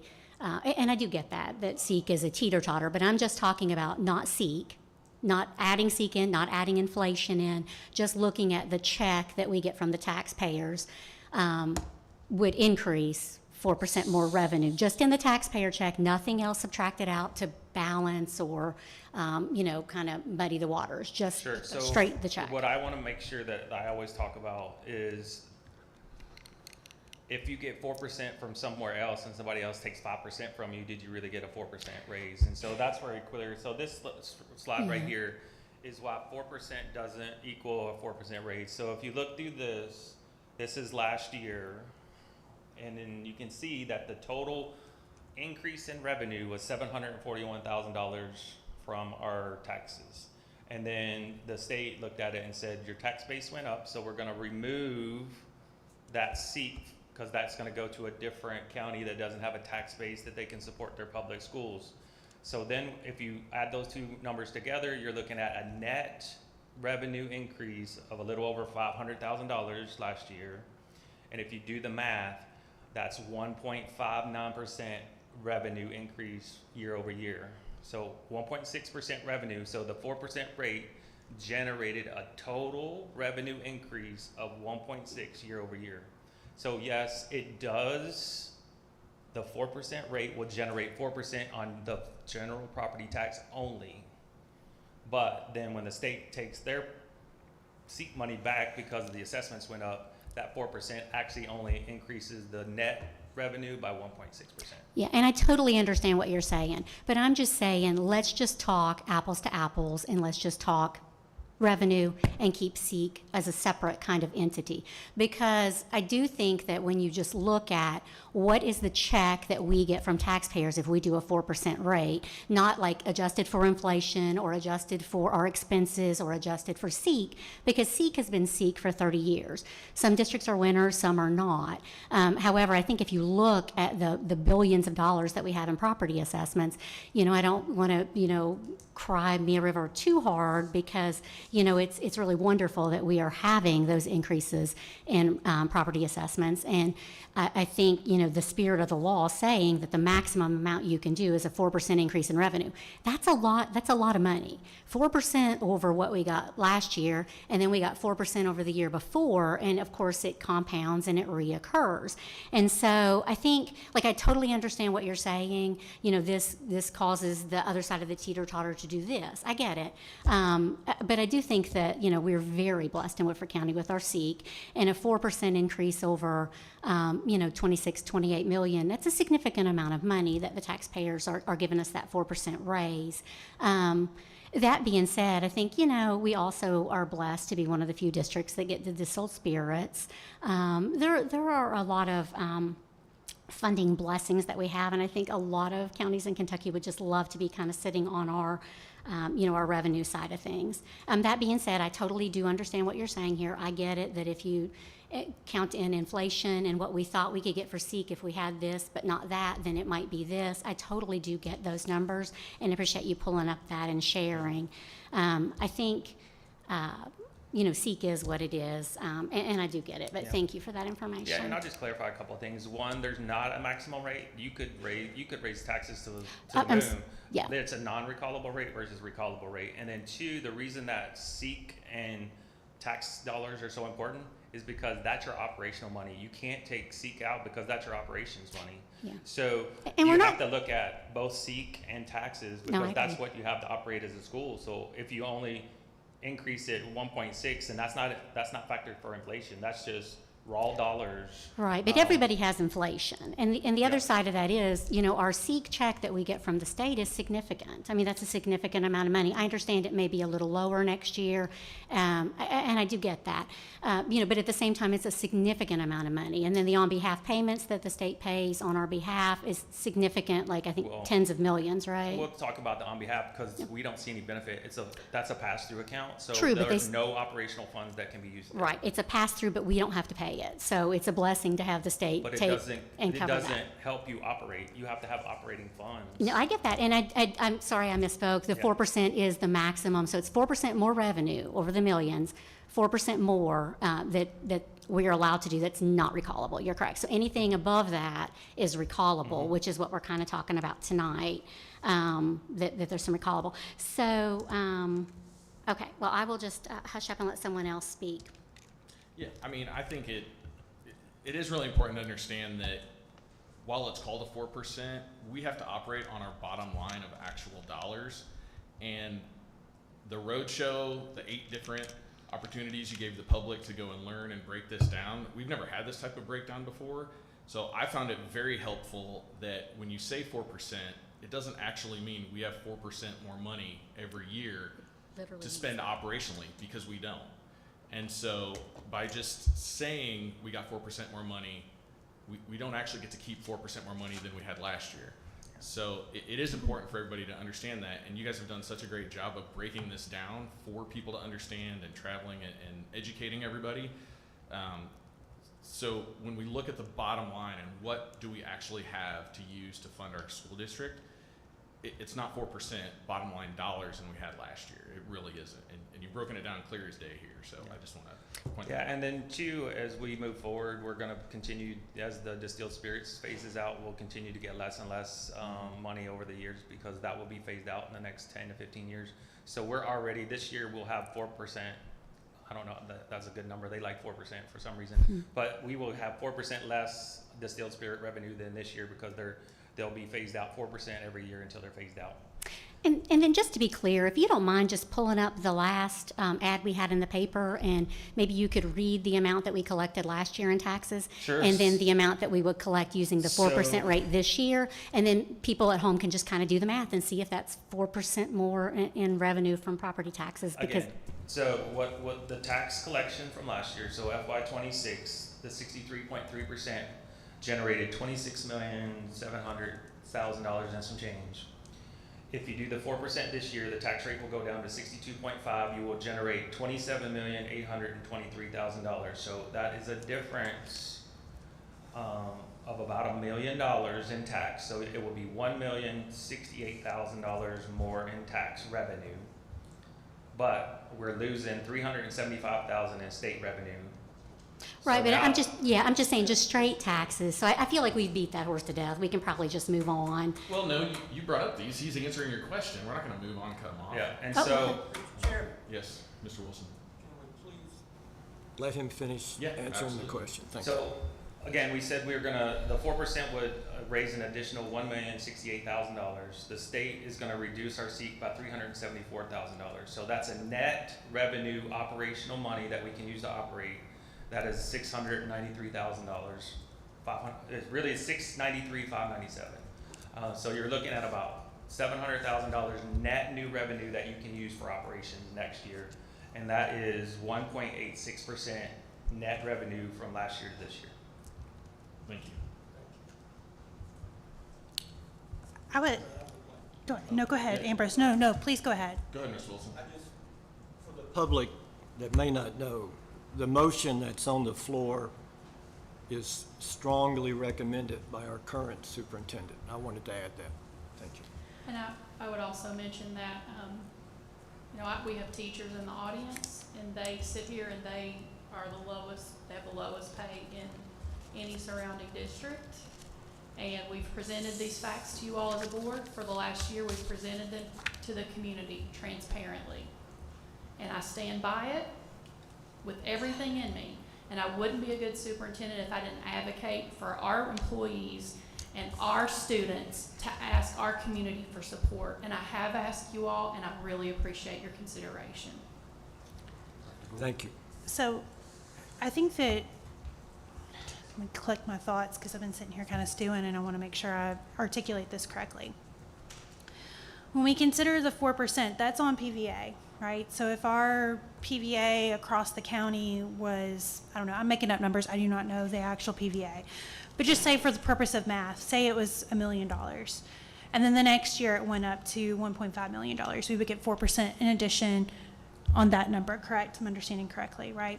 So when we say 4%, that holds the rate, that reduces the rate by less than a penny that we would see per $100,000 or $100,000, right? Per 100. 100, okay. Per $100, less than 1 penny that you would retrieve back. But if we hold the rate and keep the rates the exact same as what we have them this year, so not raise taxes, but keep them exactly as they are, I think the thing that stirs my heart the most as a parent in this district is seeing kids' faces, and I apologize, I'm about to get emotional. I don't like to get emotional in front of people, but seeing teachers in the audience, seeing the impact that this makes. My challenge and my question is we still have to make cuts, even next year. Even if we hold the rate, we still are in a deficit. And my concern is for our kids. How are we going to continue to sustain our district, sustain the level of education that we want for each one of our Whitfield County students, the opportunities, the legacy that they hold. And I've said this many times, every single student that graduates from public school, regardless if it's in our school or a different district, benefits our society in many ways. We all benefit from our public school system.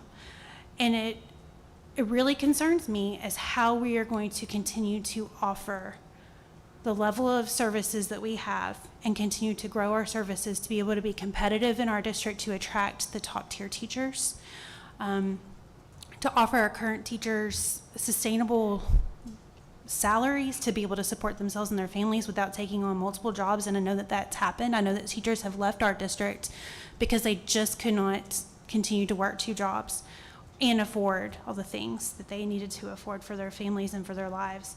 And it absolutely breaks me as I think about how are we going to continue to do this year after year at a continued deficit. And for that reason, that is my consideration for holding the rate. If it does not, other than the PVA that may get increased in the quadrant, or if you made drastic improvements on your home, you will see the exact same tax bill as you saw last year. It does not change anything, but it puts us just inches closer to where we need to be in our district. And if we continue to go, I feel like it's a very good compromise for our community.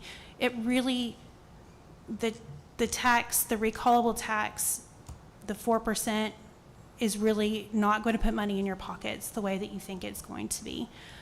The holding the hive will, but in turn, support our students and our teachers and everything in our district a little bit closer to that, making the ends meet. And I want to say too, I know it, if you say, well, okay, well, you're just getting less than a penny back into the district. It's like going to Kroger and clipping coupons, right? You may not see the big benefit on just one bill, but over time, it does add up to a significant amount. We're looking at $300,000, right? About $374,000 or $356,000.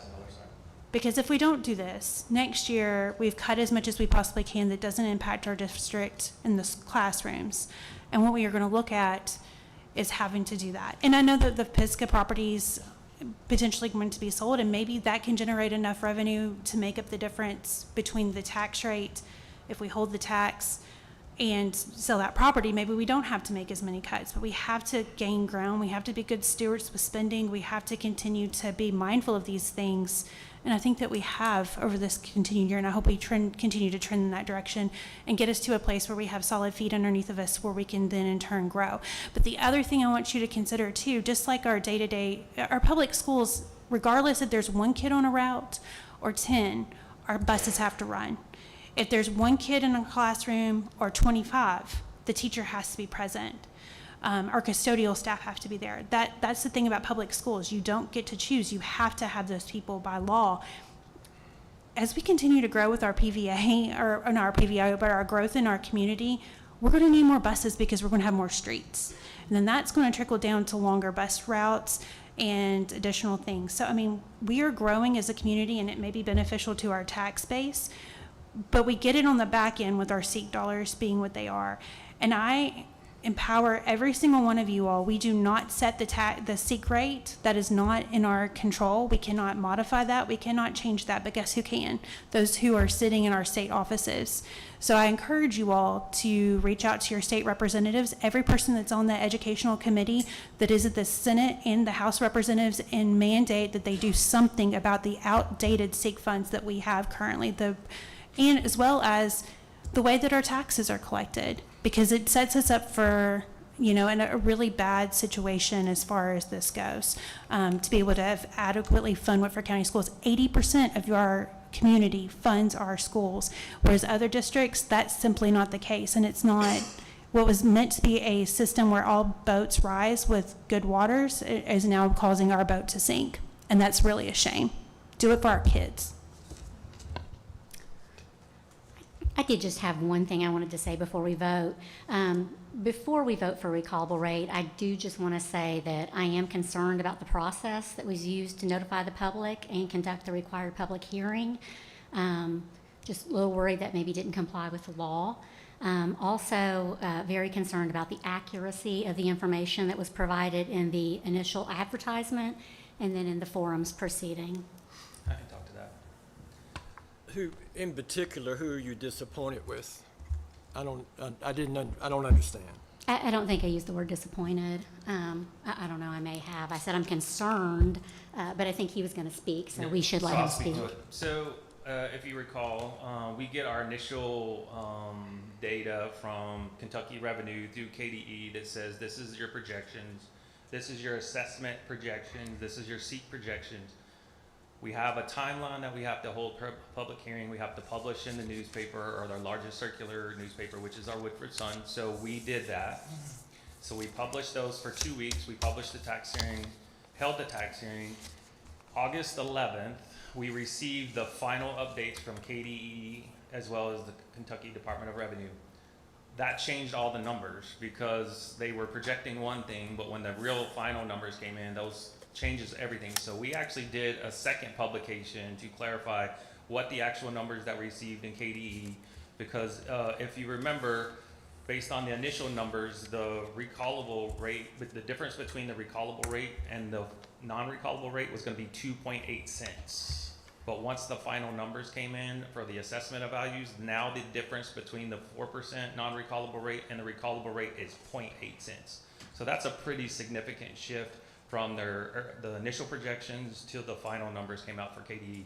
And so that way, if you go back, and you'll hear me say a lot, like, these are the numbers as of today, because tomorrow they're probably going to change. And so we make our best effort to provide the updated information as it stands. But once those numbers change, you can't hold us to the numbers that the projections were off then, because now we have to base our numbers on what is the final number from KDE, who receives their numbers from the Kentucky Department of Revenue. So we met all of our legal obligations as far as the advertisements in the Woodford Sun, as well as public forums, as well as the tax rate hearing. And then upon vote tonight, we will publish that in the local newspaper along with our unaudited AFR to meet our legal standings. And we have no control when those numbers come out. That is state, that is not us. And that was kind of the reason that we recommended pushing the tax rate to this one, because we wanted to make sure that you had the most accurate numbers that you could vote on, because had you voted on it then, we'd have to go back and look at it, because it wouldn't be even nowhere near correct of what we would have had to done, because then we're like, okay, well, now we're off. And so we don't want to be in that position. So I want to make sure that you have all the information that I do, the most accurate data that I have. So that's why we kind of have this point now. We want to be as transparent as possible from my office. So anything that I have, you have access to. So there is no disparity in numbers or anything like that. I have just one thing to say, if it's Sure. okay. Yeah. I want to just go on record in saying that I feel like this process of the holding for the hive, getting information out to the public about the tax rate, what our options are, what happens if we do, what happens if we don't. I feel like that was transparent and very well communicated. The public had 8 opportunities to come and listen to those presentations. They had an opportunity to come last month, and many people did and spoke with us. I want to say that I've received one email from a constituent that preferred to keep or for us to adopt a 4% rate. The rest of the phone calls and emails that I received from constituents and from employees in this district were supportive of holding the hive. And that includes not just district employees, but that includes other elected officials, people that go to my church, people that live in my neighborhood. So I feel like I am not a person who has taken lightly the impact that even a small percentage of an increase may have on someone. But I feel like that since Superintendent Dr. Lori Jones has been here, stewardship has been the priority. And we've seen what necessary cuts have meant to this point, and we're not done. The Budget Committee will continue, and I'm grateful for that. I think that that's been a wonderful process and is so refreshing to have. So there's definitely more work to be done, but I feel that our students would suffer tremendously if we do not hold the hive. So that's the reason for my vote. I'll second that.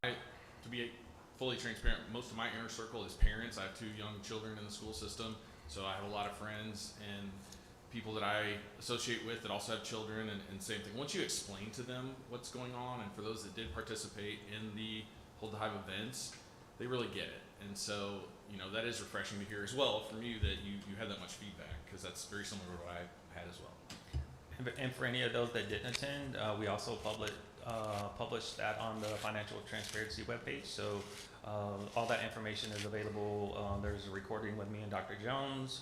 There's also the most updated roadshow slides as well. So that will continue to be updated as we go through the budget committees. All of that will maintain as most current that we can provide it. I believe that's all. We have a motion on the floor. And I guess, should I read it again? Yes, Clear? please. Yeah, just make sure. Okay. So we've already had the motion to approve holding the FY26 tax rate for the FY27 tax rate. Real property 63.3, tangible personal property 63.3, inventory 63.3, motor vehicle 50.9. This is the recallable tax. All those in favor? Aye. Aye. Any opposed? Nay. Motion passes 4-1.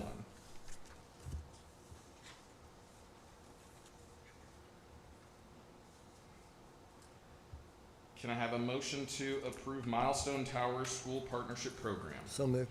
Motion by Mr. Wilson, Second. second by Ms. McCowan. Any discussion or questions? Maybe just explain what it is Yeah. briefly. Yeah, Dr. that's what I was Griffin, gonna say, sorry, yeah. you Yeah. walked away too fast. And where we stop with this, like how it's just a, Yeah, explain. if he doesn't. Yeah. Okay, so the Millstone Tower project, so this motion is just to move forward in the process to begin working out the details with the Millstone project. So what they've done, they looked at Woodford County, and anybody that has a cell phone knows there's a lot of dead zones in Woodford County. So they said this is a prime location that they want to provide cell tower. And looking at our current property, there's a number of properties that they're interested in, high school, middle school, Huntertown, some of the other ones, possibly even north side. To give you kind of an overview, we'll just talk about one tower.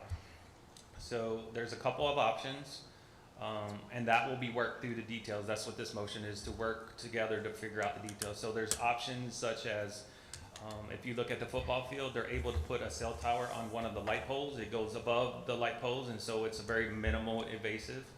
Some other options is they would need about a 50-foot square that they would put in fences, powered, everything, cell tower. You can have a traditional cell tower if you like. You can make it look like a tree. There's all kinds of different options. And so what this process would allow us to work with their kind of engineers to walk the property to decide, like, do we think this is a good place? Where do we agree? It's all up to us to agree on where it goes, what it looks like. All the cost for installation maintenance is on them, so there's no cost to the district. So one cell tower, once they break ground, they will cut a check to the board for $30,000. And then the life span of a lease on a cell tower is typically 25 to 30 years. Right now, the basic rate is that you would get $1,000 a month, every month for 25 years based on the one cell tower. However, that rate is negotiable as we work through that process, but that is the minimum rate. Again, but this motion is just to allow us to start more dialogue, to work out specific details, to come up with a plan, at which time we would bring back to the board to approve or not approve what the location is, what it looks like, and all that. And I'm happy to answer any other questions that you might have. I just wanted to be very clear that everybody understands. This is just for us to allow them to explore the options that are available. This is not us voting to put them in, where they're going to go, any of that. This is just giving them the option to bring us ideas of where and what it would look like. Dr. Jones, would the schools that may be impacted, would their administrators be able to weigh in on the conversation about placement and things of that nature? Mm-hmm. Okay, thank you. And then I think we talked a little bit, one of my questions the other night was if other school districts are doing this, and if so, maybe. There are, I can send you, there's, this specific group has just moved into Kentucky. They've primarily been working in Virginia, West Virginia, Tennessee, so that's kind of their primary market. They've just entered Kentucky because there's a lot of opportunities with that market, because everybody knows there's more cell phones and home internet, and all of that requires more connectivity. And so they moved into Kentucky Market, and again, they have a schools partnership program, so they work with all these schools. So there is a number of schools that they work with. I'll try to create some more information for you to send that out to you, so you can have kind of what it looks like, what the schools have seen. We have a lot of different properties, so there's a lot of ideal spots that wouldn't impact anything or any current thing. So I think it would be a good use if we can come to agreement. But again, like, this just helps us to move forward in working with them. The ultimate decision on what it looks like, where it is, from A to Z is up to the board to approve. So just because they say they want it here doesn't mean we have to put it there. That's allows us the negotiation room. Gotcha. And this also allows us to come back and say, no, after you gather the information, we're not interested. It might be a nice idea too, just to kind of maybe check in with, now that you're going to be, possibly moving forward, just to check in with the other school districts and see if they have any complaints. And of course, I guess parents, school staff, community members, other folks would have input. Thanks.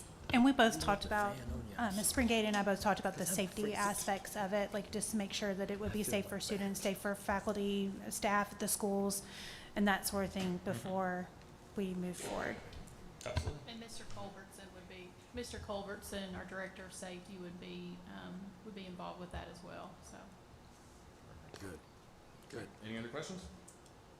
All those in favor? Aye. Any opposed? Motion passes 5-0. Can I have a motion to approve KSBA Annual Policy Update second reading? So moved. Motion by Mr. Wilson, Second. second by Ms. McCowan. Any other questions? I have a question. So as a parent, I received the email about Senate Bill 181-67, whatever you want to call it, 67. Traceable. The traceable communication. So it was my understanding, and I looked at the information that was sent out, and Mr. Culbertson, I apologize I may need information from you because I know it came from you, just to help me clarify. And I apologize, I did not ask this ahead of time. I just happened to think about it.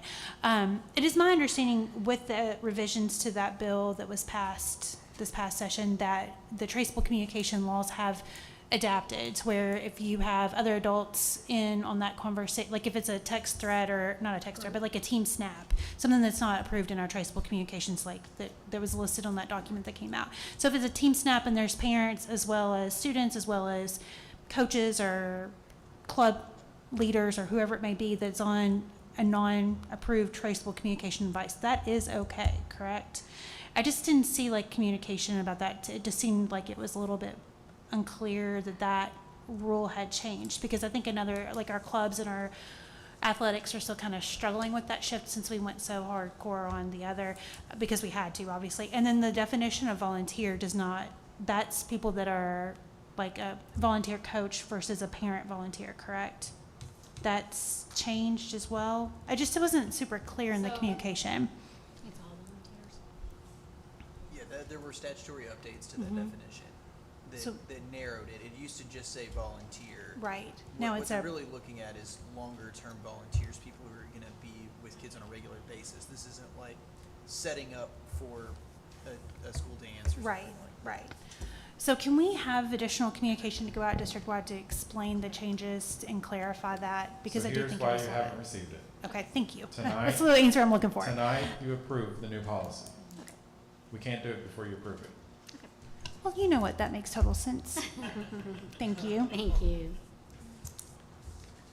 All right, any other questions? All those in favor? Aye. Aye. Any opposed? Motion passes 5-0. Can I have a motion to approve use of emergency teaching certificates? So moved. Motion by Mr. Wilson, Second. second by Ms. McCowan. Any questions? Discussion? All those in favor? Aye. Any opposed? Motion passes 5-0.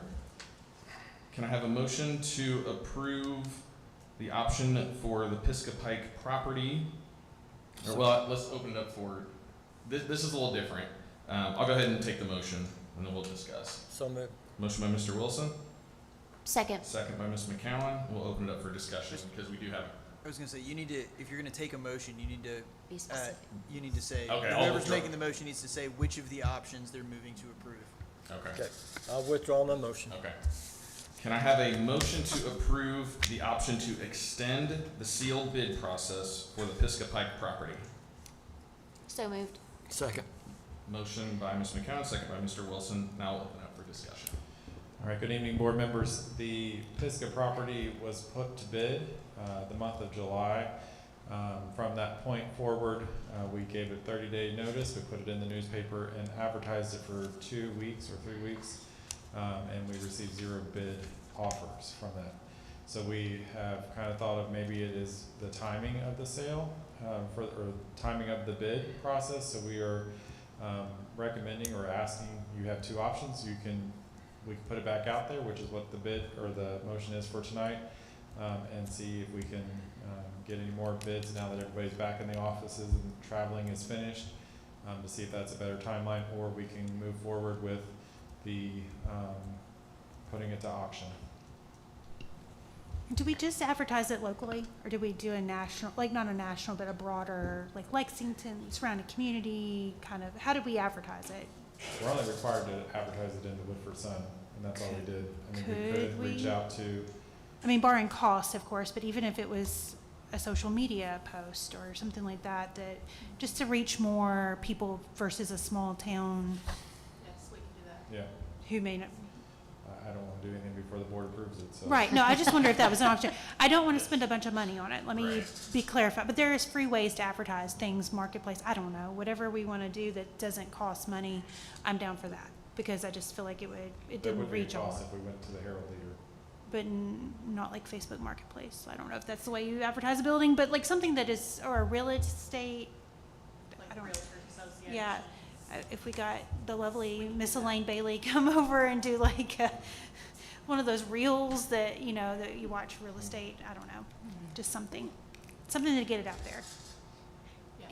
And I did just want to say before we vote, I feel like I'm explaining a lot tonight, but I do want to just explain my no votes. I voted no on all of the votes that we've had about the Pisgah property. And to be clear, the reason for that is because I do believe there are deed restrictions. A prior local attorney had provided that information. It's a person that I trust, and so that is the reason that I will be voting no again tonight. Might I add that our current board attorney does not agree with that previous board attorney, or previous attorney who did the work. And we have had title work done since then, and doesn't have the same deed restrictions as was before. All right.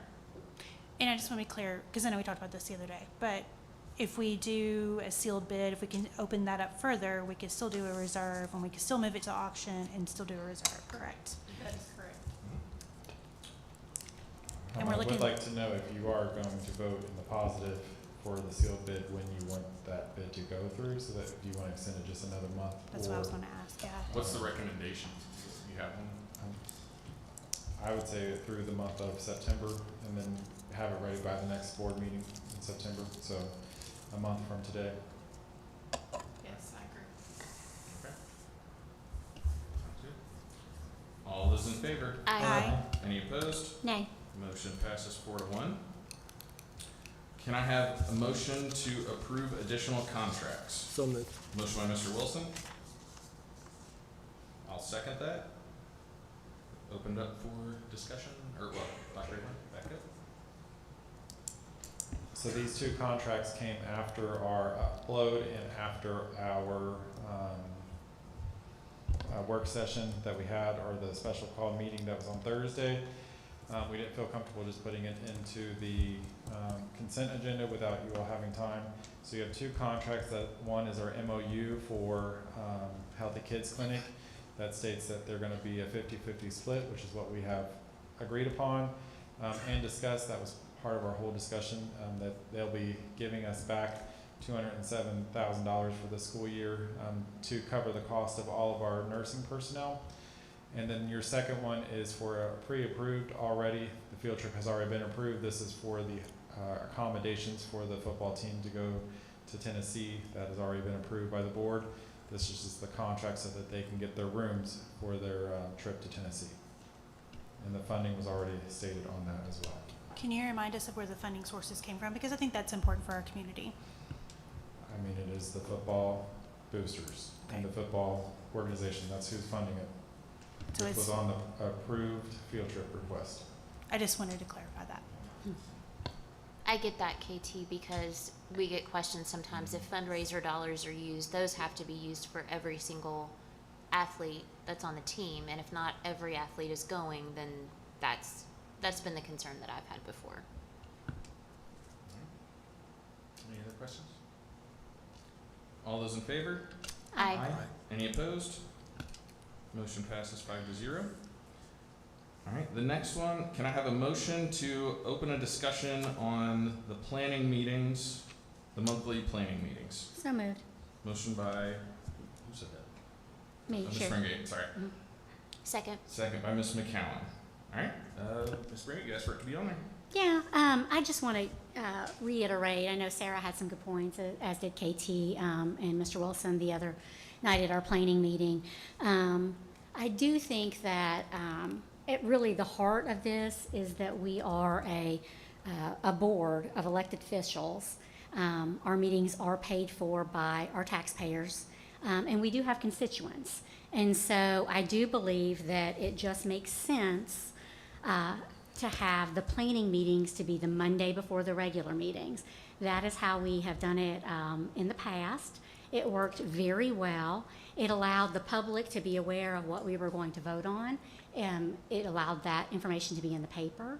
It allowed them to be able to have time to contact us. It allowed us to have time to be able to review the materials. It just made good sense. It was a good cadence. Everybody was expecting meeting followed by the voting meeting. It cut down on amount of time spent in this meeting, and it allowed time for the staff to gather information about any questions during that week-long period. I do not believe that having a planning meeting after hours on Thursday for a meeting on Monday is a good use of tax dollars.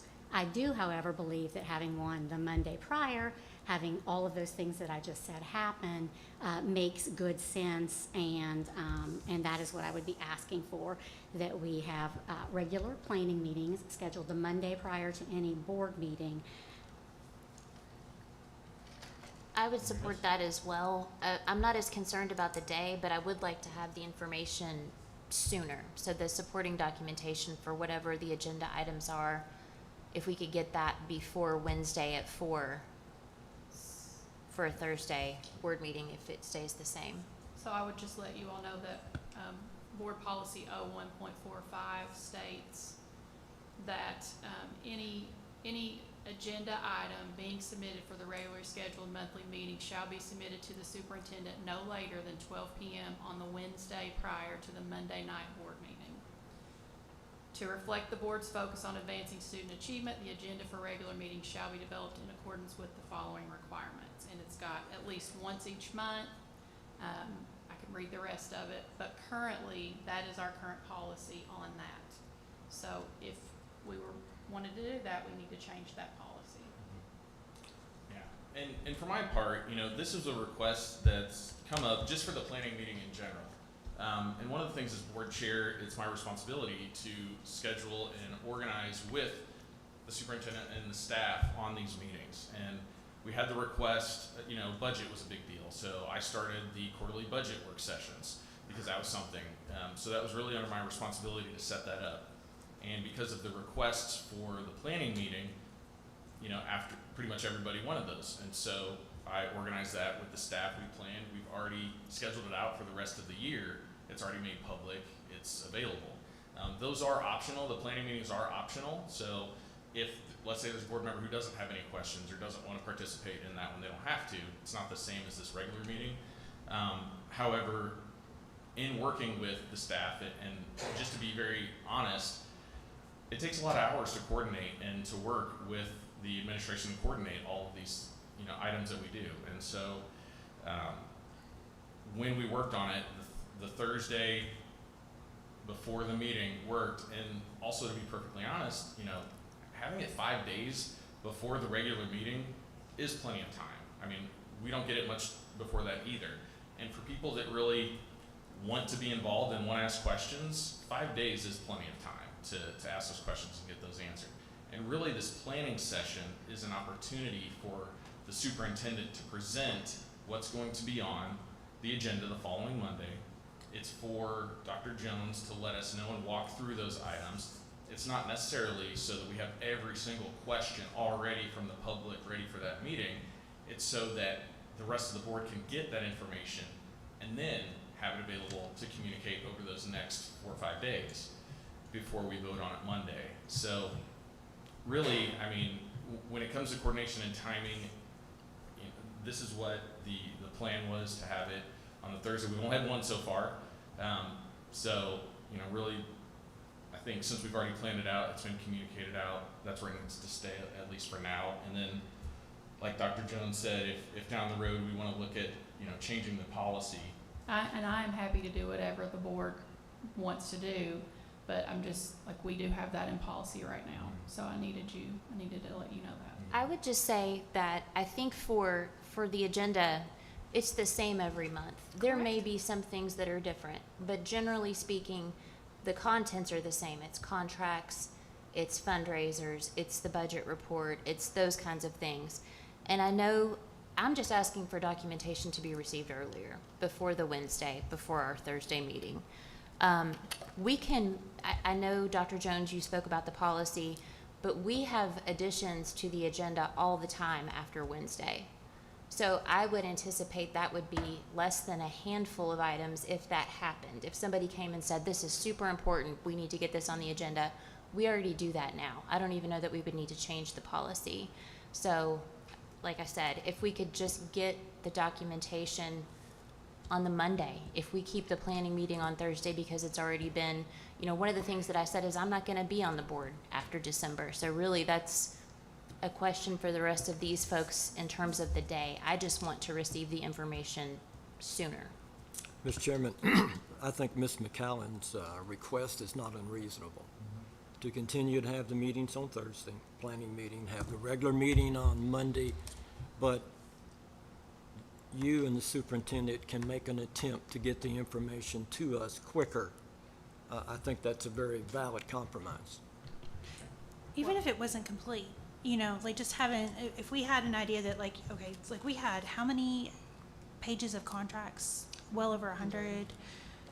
If we knew that like, okay, 5 of these are going to go here they are, you know, go ahead and attach it to the agenda form. I don't know how that, I said in the meeting, I'm gonna say it again, I don't exactly know how the agenda is formed as far as like the process of it, but if, you know, just add as it comes in, that way we can kind of take it in bits and pieces of time and have an idea of what, I mean, because we are supposed to read those contracts. We are supposed to look at the policies. There is a lot, I mean, just even the number of content in just the consent agenda alone. And the problem that I have is with the consent agenda. I do not like, and I appreciate the fact that you're willing to pull things out and let us talk about it, but sometimes things come up, like Mr. Graves' handbook conversation. It was too late to pull that out of the agenda. We really need to have that information ahead of time to be able to pull it out of the agenda. And that's why I voted no on the consent agenda, because I would have liked to entertain that conversation more, but the wheels are already turning because of Murphy's order, what is it? Not Murphy's Law. What am I trying? Robert's Rules. Thank you. Thank you. We have no way to get around that. So I like the conversation of the consent agenda in those planning meetings, because we could really dig into what that means and have those conversations. So that's one of the big reasons, and we had a lot of conversations about this, Dr. Gould, and that's one of the reasons I instituted those planning sessions, was because of the consent agenda. So, so I think that's a good, I mean, sounds like there's room for compromise and maybe working, so. What time would you like it on Wednesday so that I can have everybody else? I want to get the agenda, the information before Wednesday. Like Monday, Tuesday. Like Monday Monday? at 4. and if we need to make changes or add to it, then we can get that trickled in, but that gives us a start in being able to really take a deeper dive into the content that's being approved. And I think that's a So reasonable we can get the request. available information Monday, and then if there is something added, which, There will like you be. mentioned, there definitely could be, we could discuss that on Thursday's planning session. Well, and I do appreciate the conversation, but again, I think one of my large concerns is for the public to be able to have that information and to know what we're going to be discussing. And so I appreciate that hopefully the policy can be changed to reflect that we get the agenda by Monday at 4 p.m. Versus Wednesday at 4 p.m. But I do think that best practices would be to have the planning meeting the Monday before the regular meeting, and we could get, what we had done in the past was we had all that information by Friday at 4, and then the planning meeting was on Monday, then you had a full week, and then the following Monday, you came for the regular meeting and did all of the votes. I think when we did it that way, we were not ending fiscal years millions and millions of dollars in the hole. And since we've taken the planning meeting away, that is what it is one of the effects of not having that planning meeting, not having the public be aware of what we're discussing, not having that kind of accountability and input. And so, Well, and I appreciate our chairperson's willing to do this again. I think that that's part of the comprehensive moving forward. You know, we try to be better aware of the spending through these planning meetings and being able to really address the consent agenda and looking at the individual contracts and paying attention to where the dollars are spent. To bring that back to Ms. Springgate's point is incredibly a crucial step of a puzzle to balance our budget and continue to move in the direction of positive, to continue the budget work committee, to continue to look where cuts can be made. Like this is, it's not just one step of the piece of the puzzle. It's multiple pieces that have to come together to resolve the issue that we are facing with our budget concerns. We have to continue to be good stewards, and I appreciate that this is a viable step toward that cost savings. Mr. Chairman, call for the question, please. So really the motion was to open up for discussion. We've come to, sounds like a mutual consensus of, I will work with Dr. Jones, do the best we can to get the information.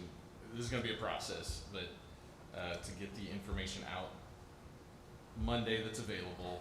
We'll continue to have the planning sessions on Thursday. If anything new comes in, we can bring that up on that Thursday meeting. I guess my motion would be to end discussion on. I don't think you needed a motion. Yeah, it was really more of a discussion item, so. I don't think there's action to be taken. Okay. So I can just move on? Or, Yeah, you can just move on. okay, sounds good. All right. The next one is from we pulled out the Church Barn Farm contract from the consent agenda. So can I have a motion to discuss the Church Barn Farm contract from the Hold the Hive session? So moved. Motion by Mr. Wilson. Mr. Wilson, Second. second by Ms. Springate. And Ms. Springate, you asked to pull it out? Yes, I just wanted to have some discussion around this contract, and I wanted to be able to separate it so that I could vote yes on the consent agenda and potentially vote no on this. So I guess my understanding is that we incurred the costs, we did the rental, and we're now doing the contract to get permission. Is that accurate?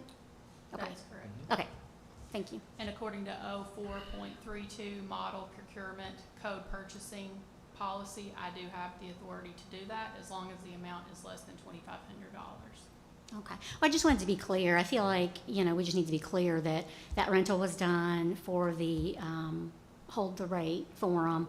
No other rentals, no other costs incurred as far as rentals. I know there were probably other costs in terms of man hours and doing the meetings and, the materials and that sort of thing. But as far as actual rental space, all the other rental space was donated or free. But this one particular one was, how much was the total cost? $400. Thank you. You're welcome. So, from my perspective, that area's in my district. I know that there may not be a ton of large enough meeting spaces that people might know, and that's a really centralized place that people can get to in that area. And the fact that we only incurred that much cost on the 8 different sessions that we did for Hold the Hive, if you average that out, it is very minimal. So if you look at it on its, face value, it was minimal for the immense project that the Hold the Hive Roadshow was. So definitely appreciate all the work that went into that. And I don't want that to overshadow the work that was done. That was a lot of extra hours. There was a lot of work. That was a lot of, to call for transparency and be able to ask questions. I did bring this up in the meeting that we had about the contract cost and it being after the fact, and I appreciate the policy number being addressed here. The concern that I have, again, I want us to be the best stewards with our money as we possibly can, and I know $400 is really the drop in the bucket compared to a multi-million-dollar budget that we face. I just, I know that we work really hard with our community partners. I just feel like sometimes got to think out the box, tents and chairs or whatever. But I also do appreciate the fact that every area of the district was covered, in the capacity for people who may not be able to drive into town or something like that to be able to have access to have their voice be heard. And so I just think if we do this next time, if we could find areas that don't cost anything to reduce those costs, just continue to be good stewards.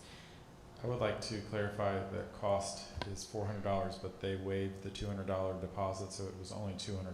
So their cost on the That's contract was $400, but because they were working with us, they waived the deposit, so it was only $200. Thank you for that clarification. Can we make that adjustment in the documentation to reflect that? Yeah. Okay, is there a document? Thank you to Church Barn Farm for that donation. All right. Any other questions or discussions on that? All those in favor? Aye. Any opposed? Nay. Motion passes 4-1. Can I have a motion to adjourn? So moved. Whoa, whoa, You got where we me, are. don't leave me Oh, out. sorry. I had it written down. We moved stuff around. Sorry. Sorry, we pulled out another contract That'd be from the quick. consent agenda. Can I have a motion to approve the Ramey ESEP Homes Inc. regroup contract? So moved. Motion by Mr. Wilson. I'll second it and open it up for discussion. So I just wanted to pull this out and have a moment to circle back. And this is the beauty of these working meetings that we're having, because I was able to ask questions, and Ms. Hargis, she'll always be Ms. Mayhew to me. I had to think for a second. Ms. Hargis was able to reach out to me, and we were able to have a conversation. So with the Ramey regroup, this is a day treatment, and this will give opportunities for our kids to have a lot of good intervention, especially kids that may be en route to hospitalization or something like that. So to be able to provide them with the wraparound services. Day treatment is something that is not uncommon. Like Lexington has a day treatment. It's not like a new concept. But the contract was with Ramey Regroup, and one of the concerns that I had was that because Ramey is a licensed private child caring and placing agency, they do have exemption from having master's level clinicians provide their therapeutic services. And I just wanted to make sure that our kids got the best of the best, and that they were able to have fully master's level clinicians provide those services for them, because it is an extra tier of training. And many of those master's level clinicians are also either in provisional licensure or working on full independent licensure. So I talked to Ms. Hargis, and she called Ramey, and they reassured her that they only employ master's level clinicians. So that's a huge plus. And so that's what we will be getting. So I'm excited for our day treatment program to take root and to be able to serve the needs of our students. And thank you, Dr. Gould. That's where your expertise in Yeah. social work and that knowledge comes into play. So I appreciate you asking those questions, finding out the Absolutely. detail, and sharing it with us. And then Thank just you. to clarify, are we going to have a day treatment program now in Woodford County and follow all those requirements and all that stuff? Or So is- this would what is this? just be an additional tier of services within Safe Harbor to be able, if we needed it for particular students that needed more intensive help, it would give us the ability, kind of like Sun Behavioral for elementary, to be able to just give those services. It's not necessarily day treatment in terms of what we would see in the requirements, but it's more just intensive services through Ramey. Any other questions? All those in favor? Aye. Aye. Any opposed? Motion passes 5-0. Now, can I have a motion to So adjourn? Motion by Mr. Wilson, Second. second by Ms. McCowan. All those in favor? Aye. Good night, everybody. Motion passes.